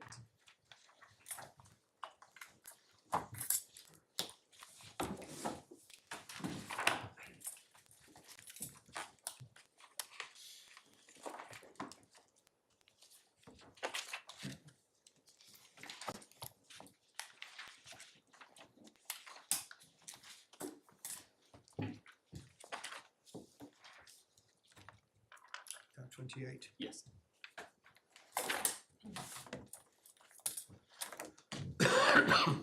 So this is the first of the two papers. This is the discussion paper dated March 2007, which Professor Davies raised various questions. And if we could begin at page 845, which is the executive summary.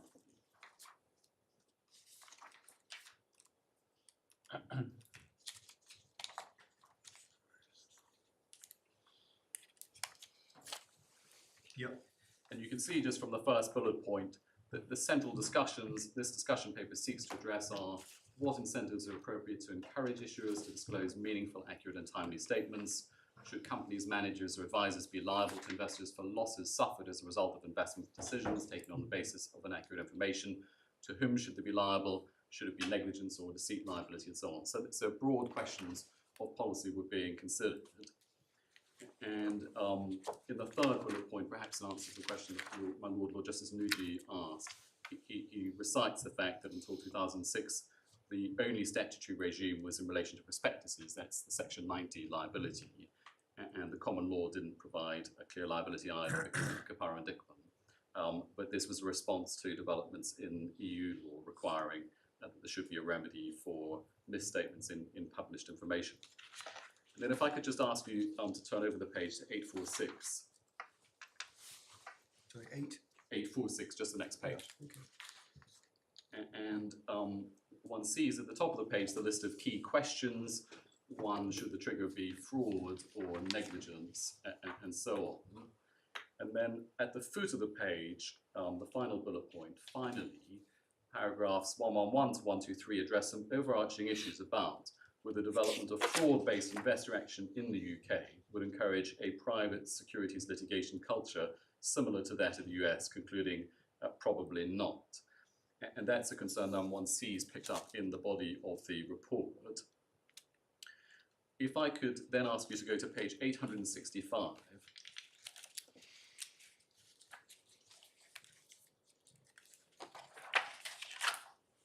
And at the foot of the page, paragraph 55, he's describing section 90A as it then stood. And he said, the statutory regime contains two features of the common law of deceit which restrict its impact. First and most important, the claimant can succeed only if it relied on the publication. And that reflects what judges have said subsequently, that this is a key component of the cause of action. As we've seen above, in paragraph 27, the statutory prospectus liability regime doesn't require reliance. He says it adopts a fraud on the market theory. Then he goes on to say section 90A, by contrast, by requiring reliance, seems to require a claimant to have been aware of the statement, which subsequently turned out to be misleading, and for that knowledge to have played a part in inducing the action which was later taken. And then second, the reliance is required to have been reasonable. And then if we could go on to page 883.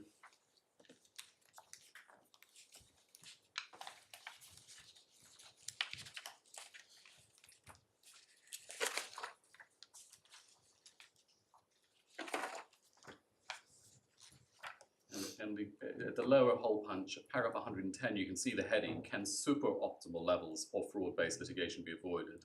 More than is optimal. And he says at 110, that there's been a considerable body of criticism emanating from the United States about the way that private securities litigation, especially private securities class actions, operate in that country.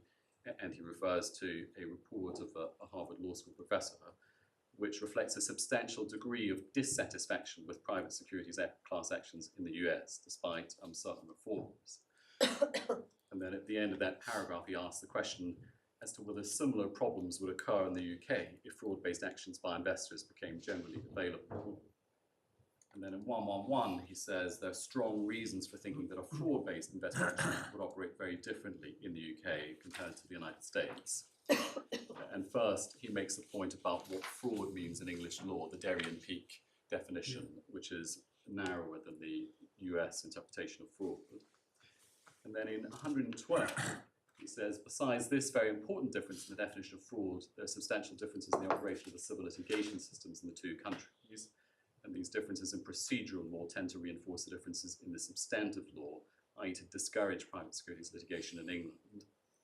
And in 100, there's an important procedural issue is how easy it is for a defendant to have the claim against it struck out at an early stage of the litigation, i.e. at the point when the claimant has simply formulated its claim, there's been no expensive pre-trial disclosure letter in a trial. It's relatively costless, both financially and in terms of management time, to defend an action up to strikeout. If, however, a strikeout is not available, the costs of the litigation begin to mount, and so do the pressures on the defendant to settle the claim. It's a passage from a judgment, Ms. Justice Laddie, which perhaps you would just read. Do you want us to read that to ourselves? Please.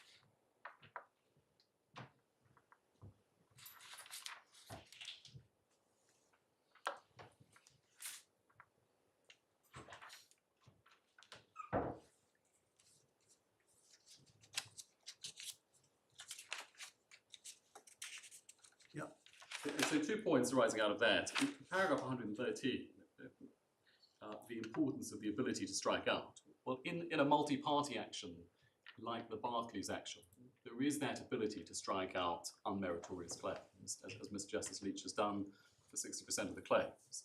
And that was an important consideration so far as Professor Davies was concerned in the formulation of liability.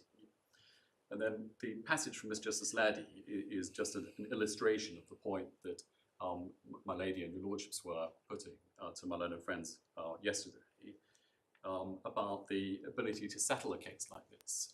And the risk is that if there is no ability to strike out an unmeritorious claim, to interrogate the claim, to understand what's the basis for the claim, what is its value, what are the prospects of any of these people actually proving reliance, then it is simply, the litigation simply operates as a tactic to extract an unwarranted settlement.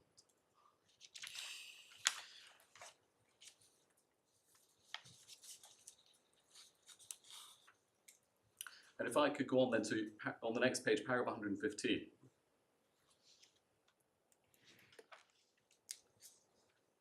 There he makes a point about the factor that most often mentioned as promoting securities litigation in the US were the financial incentives for law firms to initiate litigation. And he suggests that they depend on 2 things, neither of which is replicated in the UK. First of all, the class actions operated on an opt-out basis. So that's his first point. And then in paragraph 160, and this is an important passage, it says, in connection with the formation of the class, it's important to revert again to the reliance requirement in section 90A. In the United States, a typical class is constituted by those who bought shares after the misleading statement was made and still held the shares at the point the truth emerged.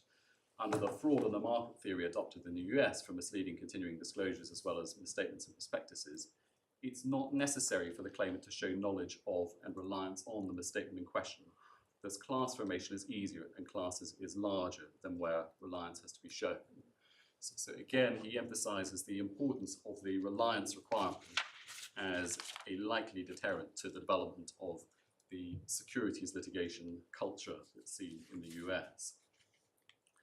And then in 117, he makes a point about contingency fee arrangements in the US. But he recognizes that that's an area where the law in England was changing at the time he was looking at his report. And so that sort of factor might become a factor also in England as well.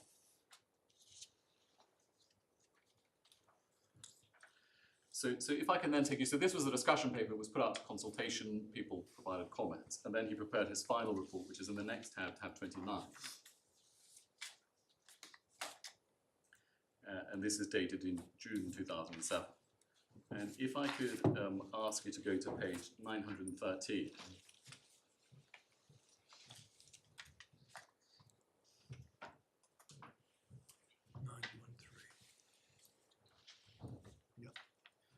Paragraph 13, he again comes back to the theme of the fear that private litigation, especially collective private litigation, will lead to over-enforcement if there were a negligent standard.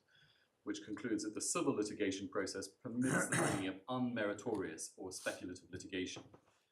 And he says that problem would be exacerbated if lawyers or other third-party funders of litigation had an incentive to bring such litigation, because, for example, a substantial proportion of such settlements would go to them. And that's obviously much more of a factor today in England than it was at the time of this report. Respondents were influenced by the system of securities class action in the United States and analyses of that system to the effect that private enforcement operates so as to distort the securities market and make them less attractive to issuers. If it was said the civil litigation system could develop in this way in a country where the base of liability was fraud, the risk would be greater if liability was based on negligence. And he goes on to reject negligence as the standard. And then in 14, he says it shouldn't be thought that speculative litigation is in some way a cultural phenomenon of the United States, rather than one associated with the structure of the civil litigation process. Where the structure of the CPR permits such litigation, it certainly does occur. And he again sets out the quotation you've already seen from Miss Justice Laddie. And then at the foot of the page, he says, the question isn't whether speculative litigation can occur in this country, it clearly can, but whether the civil procedure rules would encourage or discourage it in respect of the enforcement of the securities laws. And then over the page, he says that he discussed this issue in relation to fraud-based litigation and remains convinced of the conclusion they arrived at, that fraud-based liability doesn't give rise to a serious threat of speculative litigation. And if I could ask you then to turn over the page to paragraph 17. In the fourth line of paragraph 17, he says, if one assumes that the financial incentives to law firms and others to fund litigation are likely to change significantly in the UK, then more weight falls on the other two factors mentioned above to discourage speculative litigation in the securities field. In particular, basing liability on fraud gives defendants scope to secure the strikeout of unmeritorious cases at an early stage in a way which isn't possible in negligence cases. Disputes over facts can be resolved only at trial. The incentives to settle, as described by Ms. Justice Laddie, will have begun to operate. And in 18, he says he shares the view there's a real risk that even without changes in funding, there could be unmeritorious claims. And so that is a key concern that underlies this legislation. And the way in which it's addressed is by having a fraud threshold for liability, not negligence, and as part of that, a requirement to prove reliance and reasonable reliance. And Professor Davis is fortified by the fact that unmeritorious claims can be struck out. And as I've said, that is something that happened in the Barclays case. Just to complete the picture, when the government decided to legislate in the form of Schedule 10A, these considerations were again foremost in mind. And that one can see from tab 30 of this bundle, which is the Treasury response to Professor Davis's reports.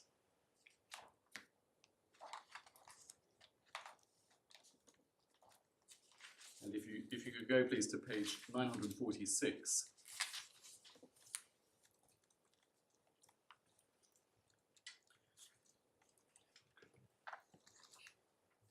Again, the introduction of paragraph 1.1, they say that the question as to how far companies should be liable is an important one, but the answer isn't obvious. And just at the foot of that, at the end of that paragraph, they say, private litigation to enforce investors' rights, particularly if there's uncertainty about the scope of liability, can operate perversely by encouraging speculative litigation and settlements by issuers based on the desire to terminate litigation rather than on the harm done to the shareholders. And that point is picked up again when one comes to the impact assessment, which is at page 970.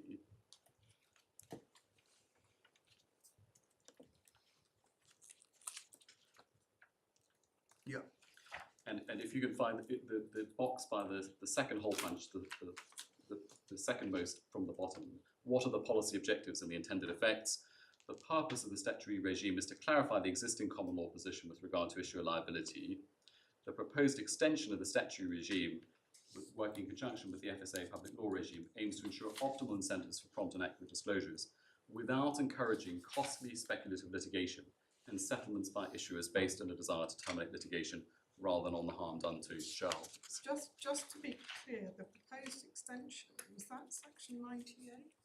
So What was it became Schedule 10A, which is cross-referred to in Section 90A. So Section 90A was already in existence when this, As was section 90. indeed, but it's what is now Schedule 10A that Section- results from all of this. Actually, Mr. Justice Leach explains all this in his judgment, I think, doesn't he? Goes He through does. the history. He does. And as I remember, Section 90 goes back to at least the 1890 Act.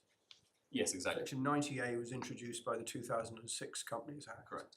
And then Schedule 10A was introduced in 2010. 2010, yeah. Yes, exactly.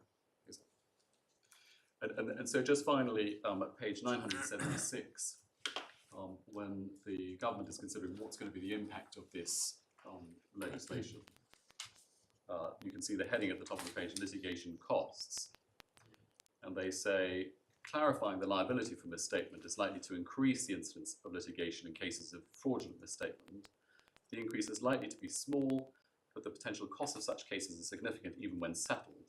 It's reasonable to envisage perhaps 2 to 3 cases over the next 10 years with costs in the region of £1 to £2 million for each side. That may be an underestimate in terms of costs as things have turned out, but the number of cases they were expecting were low. And then in 2 paragraphs on from that, the statutory regime has deliberately been shaped principally by selecting a demanding fraud test for liability to minimise the potential for speculative litigation and the corresponding pressure on issuers to settle in order to terminate litigation rather than compensate for harm done to shareholders. So it's a recurring theme throughout the policy consideration given to this statute that this is not intended to create a US-style securities litigation culture. It's not intended to resemble the way in which litigation is conducted in other countries. On the contrary, it's very carefully crafted to ensure that there are not speculative claims, but claims only by those who can satisfy all of the statutory requirements. Yeah. Unless I can assist you, that was all I wanted to add to my learned friend Ms Davis's submissions. Thank you very much, Mr. Yes, Mr. Chair. My Lords, my Lady, by way of, I hope, relatively short reply, can I address some short submissions? I hope in the order that you've heard the submissions from my... You think you can finish today? My Lord, yes, I think I probably can. If Well, I only asked that question because if, I better check with my colleagues, but if you think you could finish, but you couldn't finish till 4:30, we'll sit to finish. But obviously you think you're going to need an hour and a half, we're not going to sit till 5:15. my Lord, I would not seek to impose that type of burden on anyone. No. But don't feel least of all under this pressure, court. because, you know, courts often say that if you could finish it, then we'll have a free day tomorrow. Never trust counsel's time estimate. Was the No, well, let's just see how we get on. I would be pretty confident, frankly, that I could finish by 4:30. We'll see where we got to by about 15:15, and, you know, don't be shy. My Lord, I won't. My Lord, I'll address the law and then the access to justice points, and then finally a very short submission on the policy arguments you've just heard from a learned friend, Mr. Patton. So as regards the law, the short point that learned friend Ms Davies kept coming back to, as she put it, was that just because the bifurcated procedure is available in principle does not mean it is appropriate in every case. And my Lords, my Lady, that much is common ground. We agree. The question is what makes the use of that bifurcated Lloyd procedure inappropriate, given the guidance that we have from Lloyd, and indeed Prudential and Commission Recovery. And we do say that it is striking that, broadly speaking, the authorities and the history of the representative action procedure tells us that the challenges to the appropriateness of a representative action, which have been made, are challenges on grounds which are not present here. And so they have included, for example, the lack of the same interest requirement, the jurisdictional ground, difficulties with the identity or appropriateness of the representative party, clarity as to class definition, and clarity as to what the common issues are, or whether the issues raised by the action are sufficiently common to the represented class, which was the problem in Primsell. And perhaps I should just note at this stage that, like my Lord the Chancellor, we do not anticipate, although I myself have not had an opportunity to consider the judgment, that the judgment of this court in Primsell is going to be relevant to the submissions that have been addressed to this court. Well, the appeal was dismissed, so that suggests that at least it's unlikely there's anything new in there.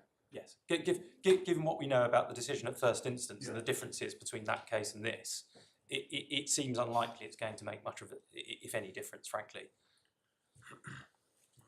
Now, those are what might be described the conventional grounds of objection to the use of the representative action. What one sees an absence of in the authorities is any case where the types of case management issues and objections being raised in this case and relied upon the judge have been used to object to the appropriateness of the use of the representative action. And that's telling, given what we say is the difficulties in distinguishing the structure which is sought to be employed in these proceedings and the structure that was in fact used in Prudential and commended by Lord Leggatt in Lloyd. So what then are the bases for objection here? Insofar as we can tell, there are, I think, 8 that have been advanced, all of which we say inevitably would have arisen in a Lloyd type case or indeed a Prudential type case. But taking them at something of a canter, the first is the suggestion that there are the presence within the class of some larger claimants whose claims could be tried individually and who are in a position to have their claims tried individually. But as I've already indicated, that would be true in a Prudential type case and is no answer in particular to the point to which I'll come, where there are a substantial number of retail investors whose claims could not be tried in that way. Nor, for completeness, would it be sensible, or I don't think anyone is suggesting this, to split the group with some proceeding by way of representative action and some not. The second objection is that the group is opt-in and or smaller than the opt-out group contemplated and in fact was the case in Lloyd. Now, it was suggested by my learned friend that the Lloyd opt-out representative action is the classic representative action. But in fact, Lloyd makes clear, as we saw from Lord Leggatt's judgment, that opt-in is equally as permissible. And there are advantages to opt-in, including on settlement. And beyond that, the authorities discussed in Lloyd involve, in some cases at least, much smaller groups than Lloyd and indeed smaller groups than we have here. So that's the second. Historically, representative actions were more likely to be opt-in than opt-out, weren't they, really? Historically, I believe that is the case, my Lord, yes. Yeah. Not least given... Well, given the nature of communications in the 19th century, for example. Yeah, save for those... Save for those cases, I think identified by my Lord Justice Nugee in Commission Recovery, where the origins of the representative action are in cases where the represented class share the same proprietary interest, or for example, are members of a company. Yes. That would be opt-out, but opt-out in a sense where the class is much more easily capable of definition and its membership of identification. The third objection is that the existence of multiple individual issues, which are a condition to liability,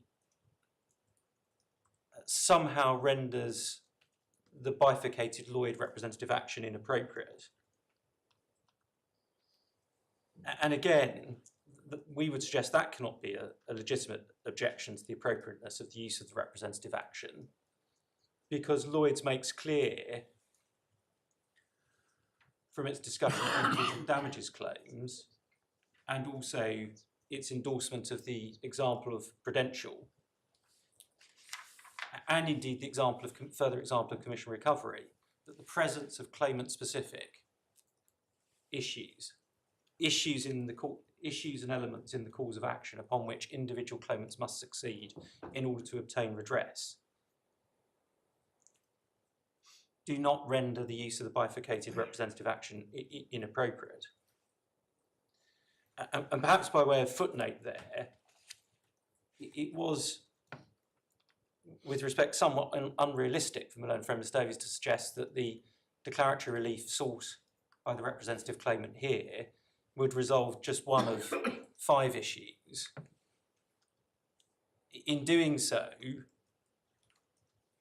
Malone and Friend rolled into one the separate issues underlying issuer liability of, firstly, whether there is a relevant statement or omission, second, materiality, third, truth or falsity, fourth, knowledge, so PDMR knowledge and honesty.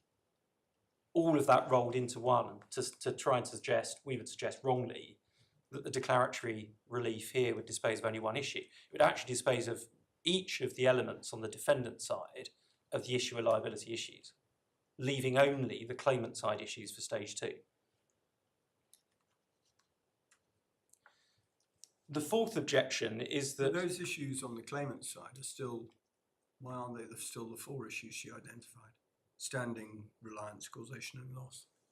yes, those other issues of course remain, and they are the claimant side, but the suggestion to, I think, was being made to try to downplay the importance of the stage 1 issues on the bifurcated process which the representative claim here is seeking to employ, whereas in fact a trial of stage 1 will determine all of the defendant side issues relating to issuer liability.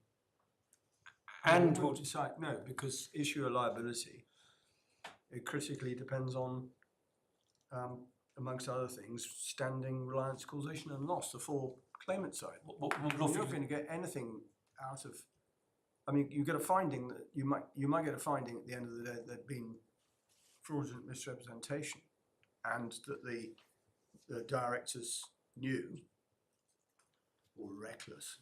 You're not going to get any more than that. I mean, you may be right that it promotes a settlement, but let's just assume there's not a settlement, and that this case was, as it were, to be fought to the death. You still have the other 4 issues to determine. My Lord, forgive me, that's why I've couched it in terms of the defendant side issuer liability issues. Yeah. It will determine all the defendant side issues, yeah, and all of the genuinely common issues.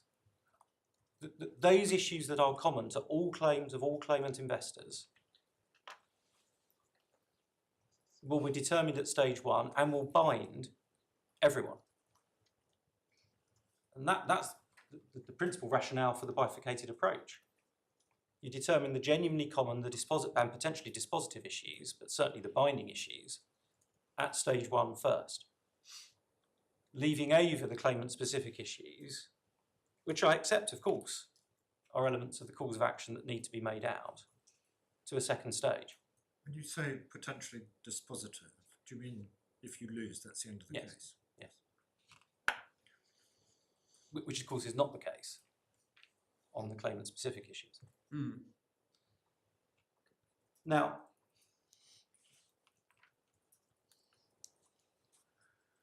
related to that, the fourth objection, as we identified, was that it was said that individual issues on the claimant side could lead to claims failing on a widespread basis at stage 2. And of course that is possible, but again, Lloyd addresses that issue and effectively says that that is unproblematic, where Lord Leggatt says that even if only a small number of claimants will recover a money judgment at the end of the day, then that is not a bar to the use of the representative action. Now, related to the fourth point is the fifth, which was the suggestion that there's an inability to strike out some claims which are without merit. And that really is the same point as point 4 again. And again, the answer is the same. The same point could have been made in Lloyd, it could have been made in Lloyd with respect to Prudential, and it could have been made in commission recovery. It is perhaps almost inevitable that not everyone in group or class litigation, particularly given larger class sizes, will in the end have a good claim. Take Google itself, where there were 4 million in the potential class. And that's the point that Lord Leggatt grapples with in Lloyd when saying, well, there may be 4 million in the class. It may end up that only a very few of them are entitled to damages at the end of the day, but that would not render it inappropriate to use the bifurcated representative action approach. The sixth point was that the use of the bifurcated representative action might place potential pressure on a defendant to settle, and to settle if the representative claimant were to win at stage 1. But again, without labouring the point, but necessarily having to repeat it, that again is a feature of the structure proposed and endorsed in Lloyd, and indeed used again in commission recovery. The pressure, if there is pressure, is only the natural litigation result of the defendant having lost on the important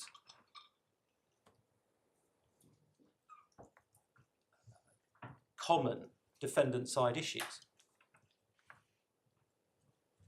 And there's no artificiality, still less any inappropriateness in that. That's simply a question of determining those key issues first. The seventh objection related to the sixth is that more information is required than is permissible or possible under a bifurcated representative action in order for settlement to be reached at all. But again, the same could be said of Lloyd. How was Google going to settle the claims of a class containing 4 million individuals without knowing ultimately how many people it was dealing with and their individual positions?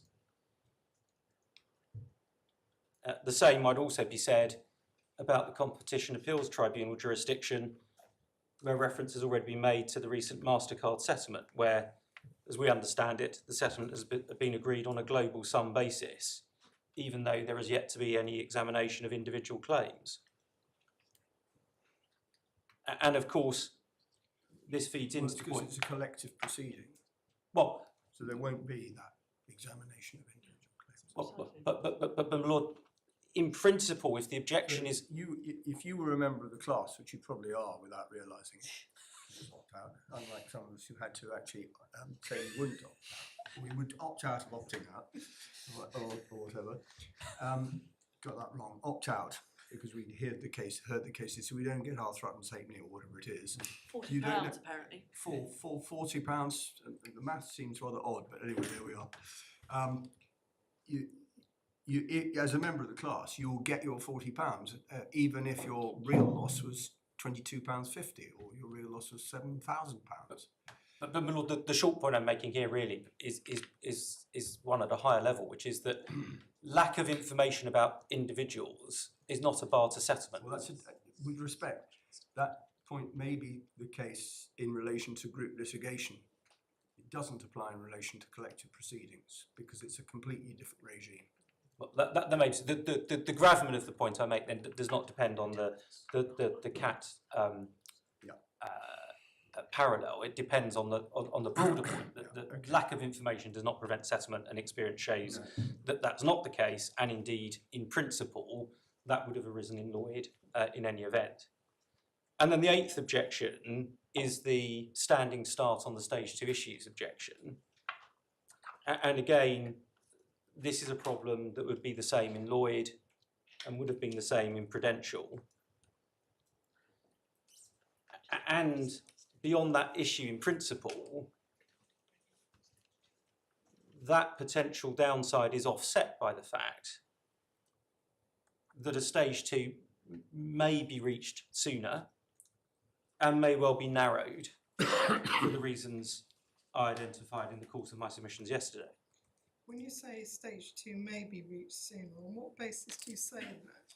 Well, because if the litigation is concerned only with the common issues and not with the claimant side issues, and so with sampling and questionnaires and disclosure from sample claimants, and indeed just the determination of the claimant side You're issues at assuming trial. those would hold up trial. So, the likelihood, my lady, is they will hold up trial of stage 1.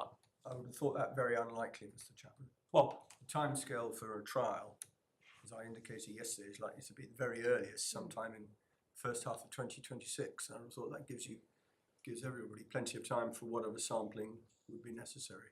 well, the difficulty is that experience suggests that the case management of sampling can turn into trench warfare, and multiple case management conferences being required. Standard Chartered has just had its 4th case management conference and has yet to reach the stage of discovery being given. Compare a defendant side bifurcated approach where only the common issues have to be determined at trial, and we don't know for sure, and that's why I'm deliberately being measured in the way I put it, saying may and what the likelihoods are. You don't have that trench warfare on what the claimants have to do and what your sample looks like, and then battles over that, and disclosure being provided by the claimants, and disclosure review documents by claimants and which claimants and so You just have the forth. trench warfare further down the line when you're more than 20 years after the event, Well, at least on one view. But then, when dealing with the stage 2 issues, likely to be dealing with them in a more focused way, because you know exactly what those issues are by reference to the findings at stage 1. Now, as is apparent from the answers I've sought to give to those 8 objections, all of them were objections that could be raised against the approach identified and recommended in Lloyd. And the only answer given, I don't think any answer was given by my learned friend during the course of her submissions, is the answer given by the judge, which we say was an area where, with respect, he erred, which is all these things simply didn't occur to the Supreme Court when identifying a procedure that worked in principle and was being recommended to be used more frequently in practice.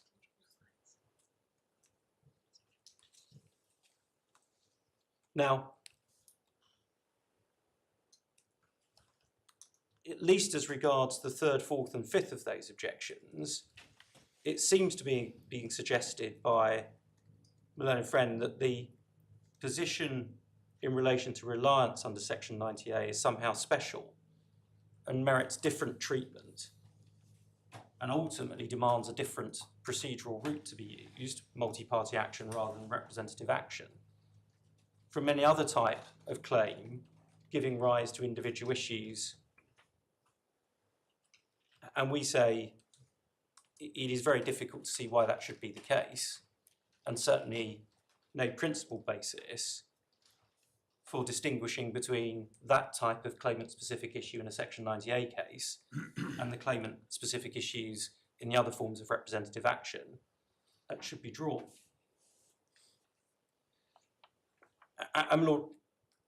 Lords and my lady, that really gives rise to the final point here, is that I've made the point already in general terms as to how each and all of these objections could have been raised in relation to Lloyd's endorsement of prudential and commission recovery.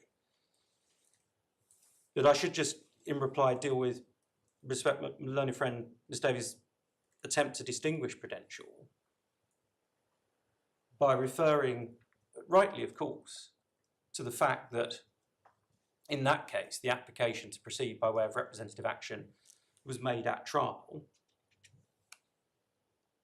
But with respect, that completely overlooks and at best seeks to completely downplay, as the judge did wrongly in our respectful submission in his judgment, the reference to an endorsement of the bifurcated approach used in prudential by Lord Leggatt in Lloyd. And my lords and ladies will recall that's at paragraphs 47 to 48 of Lloyd, Authorities Bundle at 1, tab 12, page 265. Lord Leggatt was not saying there the procedural route adopted in Prudential worked in that very special case because the matter was at trial, and therefore case management issues of the type that we've otherwise been discussing did not arise.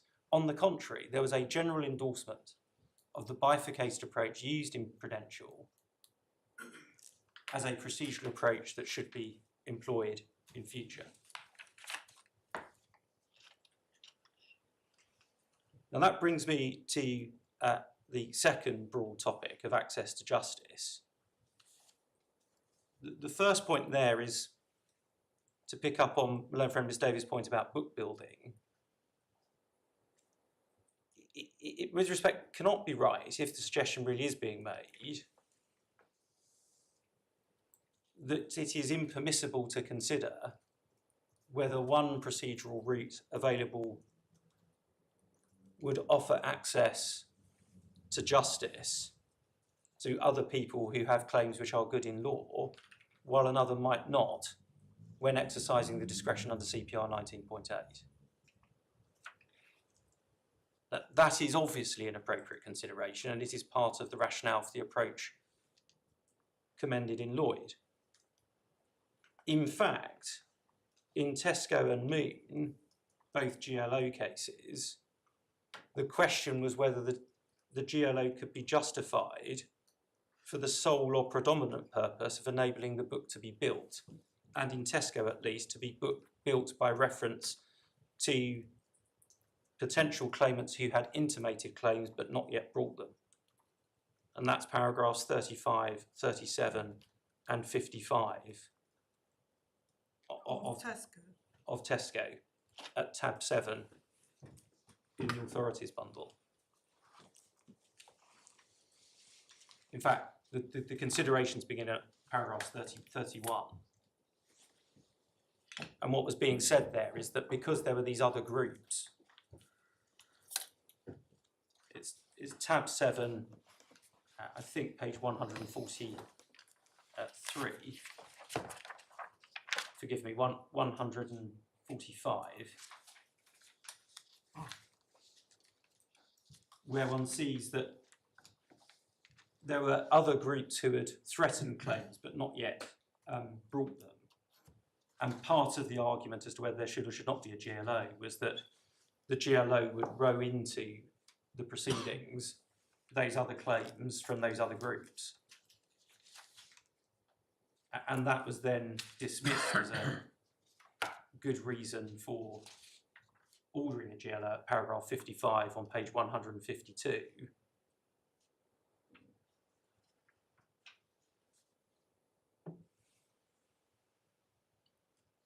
So it's really quite different from the position here, which is on all fours with Lloyd, where the representative action can be justified as giving forth to the prospect of offering access to justice, both to a defined group of existing claimants in the representative class, namely the retail investors, and beyond that, as a matter of logic, to others in a like position. When you say on all fours, are you making that point with reference to the retail investors? Yes. Yes, I'll cover retail investors and smaller investors generally. I'll come to smaller investors generally as well in a moment. But I just wanted to deal with the book building point first.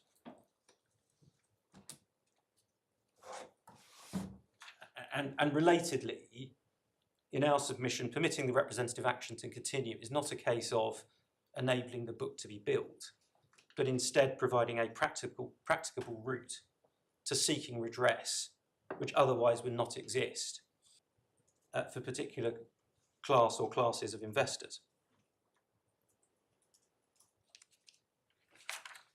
Now that then brings me to, first of all, the retail investors, and then secondly, the smaller institutional investors.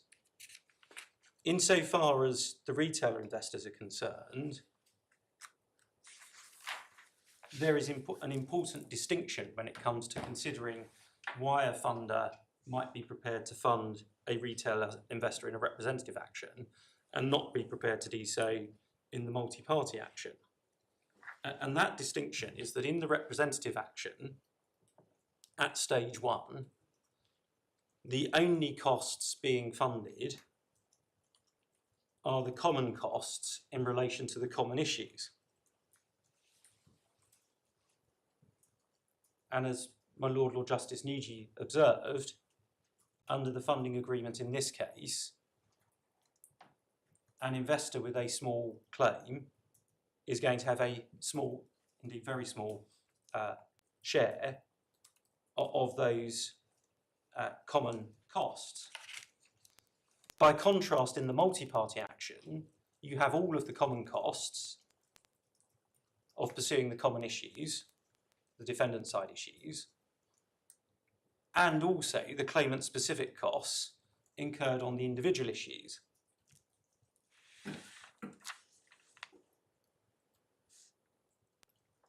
And it is that which essentially shifts the cost-benefit analysis against participating in... Where's the evidence of that? Well, that is the evidence to which I've already taken the court in terms of Mr. Leadham's evidence and the correspondence.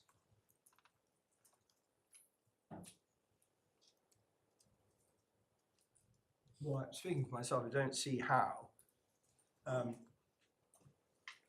having to provide an answer to a questionnaire and some sampling is going to increase the overall costs in relation to individual retail investors to such an extent that it makes funding somehow not viable. Well, my Lord, the question is, attractive. how much does it cost to ask the questions and collate the answers and present them, and who pays for that? Well, if this court dismisses the appeal, the chances are you're going to have to answer those anyway in relation to the institutional investors. So what difference does it make if you have to answer them for the retail investors as well? Because that's when the proportionate cost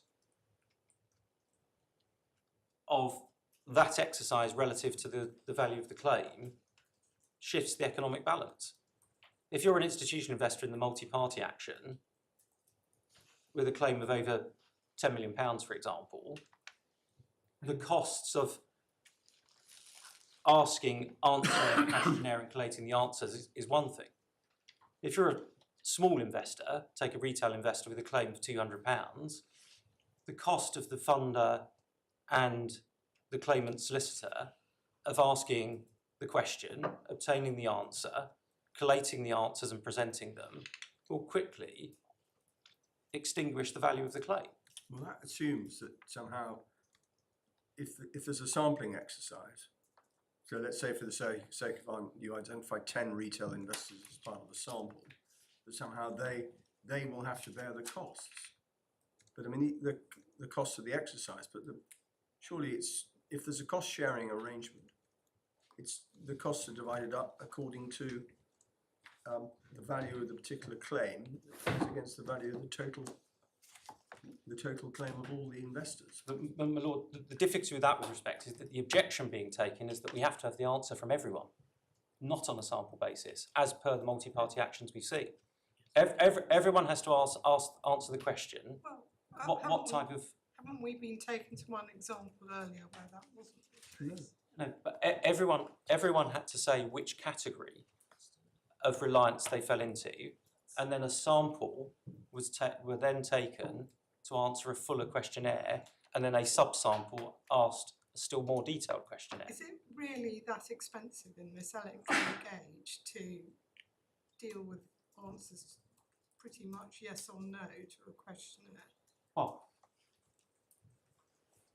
the answer is this is where the cost-benefit analysis shifts. So, someone has to ask the question. Someone has to deal with any queries that might then come as to what the question means. Someone then has to collate the answers, and someone then has to present the answers. And the point that was being made was that every claimant has to at least to identify, for example, on reliance, which category they fall into. So everyone has to at least answer that question, even if sampling were to follow after that. And that's the difference. The difference between the funding we've got here, where you've got funding of common costs only because of the way the representative action is structured, and a multi-party action where there is then a requirement not only to fund the common costs, but the claimant specific costs as well. Well, you develop a questionnaire which costs a bit of money, but not that much. You invite all the investors to answer the questionnaire. The answers come in.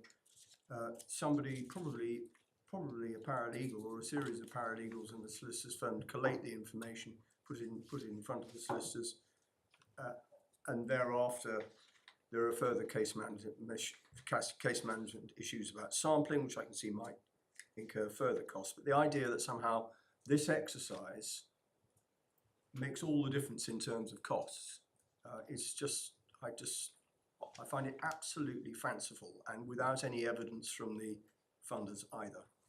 Well, I of course have to accept there's no direct evidence from the funders, but you do have Mr. Leedham's evidence. But that evidence was given months before any retail investors were involved in the exercise, and it's all entirely. I mean, I'm sure it's based on his personal experience, Yes. but given that his personal experience is that none of the Section 90A claims that involved retail investors, it can't be evidence in relation to how much it costs to get answers from retail investors. My lord, it can't be, of course, direct evidence of that because it's not happened. But it can provide some explanation based on experience of why there is an absence of retail investors from the Section 90A claims. We haven't deterred the funders from funding all the other claims in relation to institutional investors. Well, And if one's going to make good the point, one would expect to see a lot more evidence from the from the funders that the cost of this exercise is such that it makes all the difference, and that's why they're not prepared to fund. But there is no such evidence before the court. well the evidence, plainly, my lord, I can only point to what the evidence says, and it deals with the position based on Mr. Leedham's experience and what can be seen from those other actions. Okay. And just before leaving this point, of course, it's not just on reliance. We see from the other multi-party actions, defendants asking for information from every claimant on the issue of standing as well. So it doesn't take some huge leap of faith to see why, when dealing with retail investors with small claims, seeking, obtaining and collating this type of information can very quickly shift the economic risk so as to make funding those claims unviable. And that, in our respectful submission, is the gravamen of the evidence. Does the standing point apply to individual retail investors? I thought it was largely a question of, is a fund correctly named? Yeah. Does a fund have a legal entity? Again, my lord, we can only go by experience, and experience does not include retail investors. But experience... Well, it's difficult to see how it could, really, because they're either shareholders or they're not. And No, they're because- identified on the share register.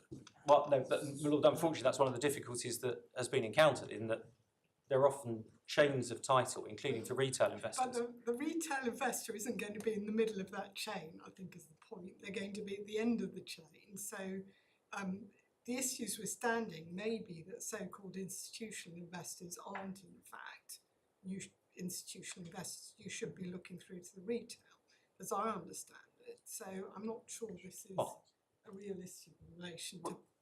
But Malay, that may end up being who the are case. identified as retail investors. But the point is, at the moment, we don't know, because there have been no retail investors in these types of claim. And really that comes back to the overarching point, is that the one thing we do know for sure, whatever else might be said about the inadequacies of the evidence, is that there are no retail investors, that's Mr. Leedham's evidence, in these Section 90A claims to date. And what's the answer for that? Looking at the probabilities, is it really because a retail investor is sitting at home thinking, well, I might have some difficulties on reliance? And it would have to be all of them, wringing their hands, concluding for themselves, I'm not sure I satisfy the statutory test here, I won't bring forward my claim. The obvious answer is that the reason we don't see any claims is they're unable to bring them. It's all very well from learning friends to say, oh, there were some retail investors in this claim and that. That rather serves to demonstrate our point. Where they can bring claims, they do bring claims. Well, we just don't know, do we? Because we don't have any evidence about, as it were, the motivation of the claimants in the other cases. We Well, don't. It might be the case, I don't know, I'm not suggesting it is for 1 minute, but it might be the case that the reason why there's no retail investors in any of the cases is that funders are just not prepared to fund, full stop. And that's the explanation, that the funders have taken a line for whatever reason of their own. We won't fund retail investors. But So again, there are no retail investors because we know all these cases are funded cases. but look, again, that would likely to have to be driven by a consideration of commercial interests. And if it was commercially viable to fund such claims, you'd expect commercially rational actors like funders to do so. Cuts both ways, I agree. So, my lords, my lady, in terms of the smaller institutional investors, one or two very short points. We use the phrase smaller institutional investors having in mind Mr. Lang and Ms. Mendoza's evidence as to the claim thresholds that in their experience their clients impose before contemplating joining shareholder claims in this jurisdiction. So that, for example, the claim per institutional investor might have to exceed $10 million before the investor would consider joining an English shareholder action. And that's why we say that the points about the retail investors extend beyond the retail investors. They're the most obvious class of investor that is denied redress by the striking out of the representative action. But the position extends beyond that. There was then, with respect to some somewhat bizarre criticism of the measured nature of Ms. Mendoza and Mr. Lang's evidence, with the use of wording such as the use of representative action, if it were available, may make a difference rather than it would or definitely will. One can imagine the criticism if the language had gone the other way.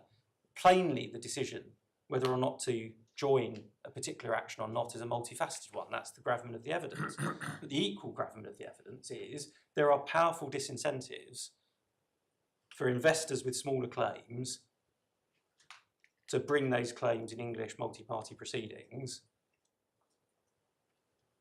And moreover, particular disincentives of the procedure here when compared to procedures used elsewhere, those alternative procedures mirroring more closely the representative action being used here. Finally, on this topic, there was a point made in relation to Professor Higgins' report about the number of claims. Of course, there are two answers to that. The first is, of course, the Australian market is a smaller one than the UK market, so one would expect fewer claims to be brought there rather than an equivalent. But second, and moreover, is the point which I did make in my submissions yesterday, as to investor participation. And there, Professor Higgins' statistical analysis is really quite striking. In the huge number, over 90,000 shareholders who've been able to obtain redress, and average redress of really quite small sums, 9 or 12,000 Australian dollars. My lords, my lady, that deals with the access to justice point. Forgive me, there is perhaps one further point on burden that I should have made, which is that in a multi-party action, all claimants must either sign the statement of truth on a pleading or authorise the claimant's solicitor to do so. And that, of course, is another work stream realistically it's obtaining authority to sign the statement of truth by the solicitor that adds substantially to the costs, and of course is absent from the representative action.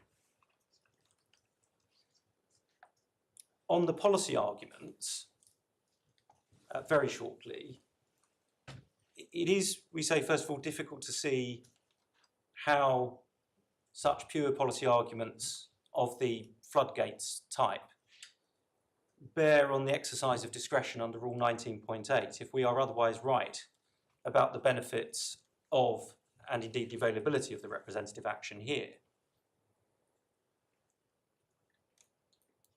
In any event, second, we say that Professor Davies cautions against US-style speculative litigation, and his recommendations as to how to do so are essentially to employ control mechanisms by reference to the elements of the cause of action itself. So the fraud standard for imposing liability and the need to show reliance. So the relevant control mechanisms are to be found in the requirements of the cause of action rather than in any procedural route. That being so, it might be said that that militates further in favour of the representative action and deciding the genuinely common issues, and in particular whether there has or has not been misconduct to the requisite standard first. And the final point which follows from those three is that Professor Davies really says nothing at all about the type of procedure which ought to be employed for bringing a claim. Still less is there any hint in his reports or recommendations that a representative action should not be available to shareholders, still less to shareholders with good claims of low value.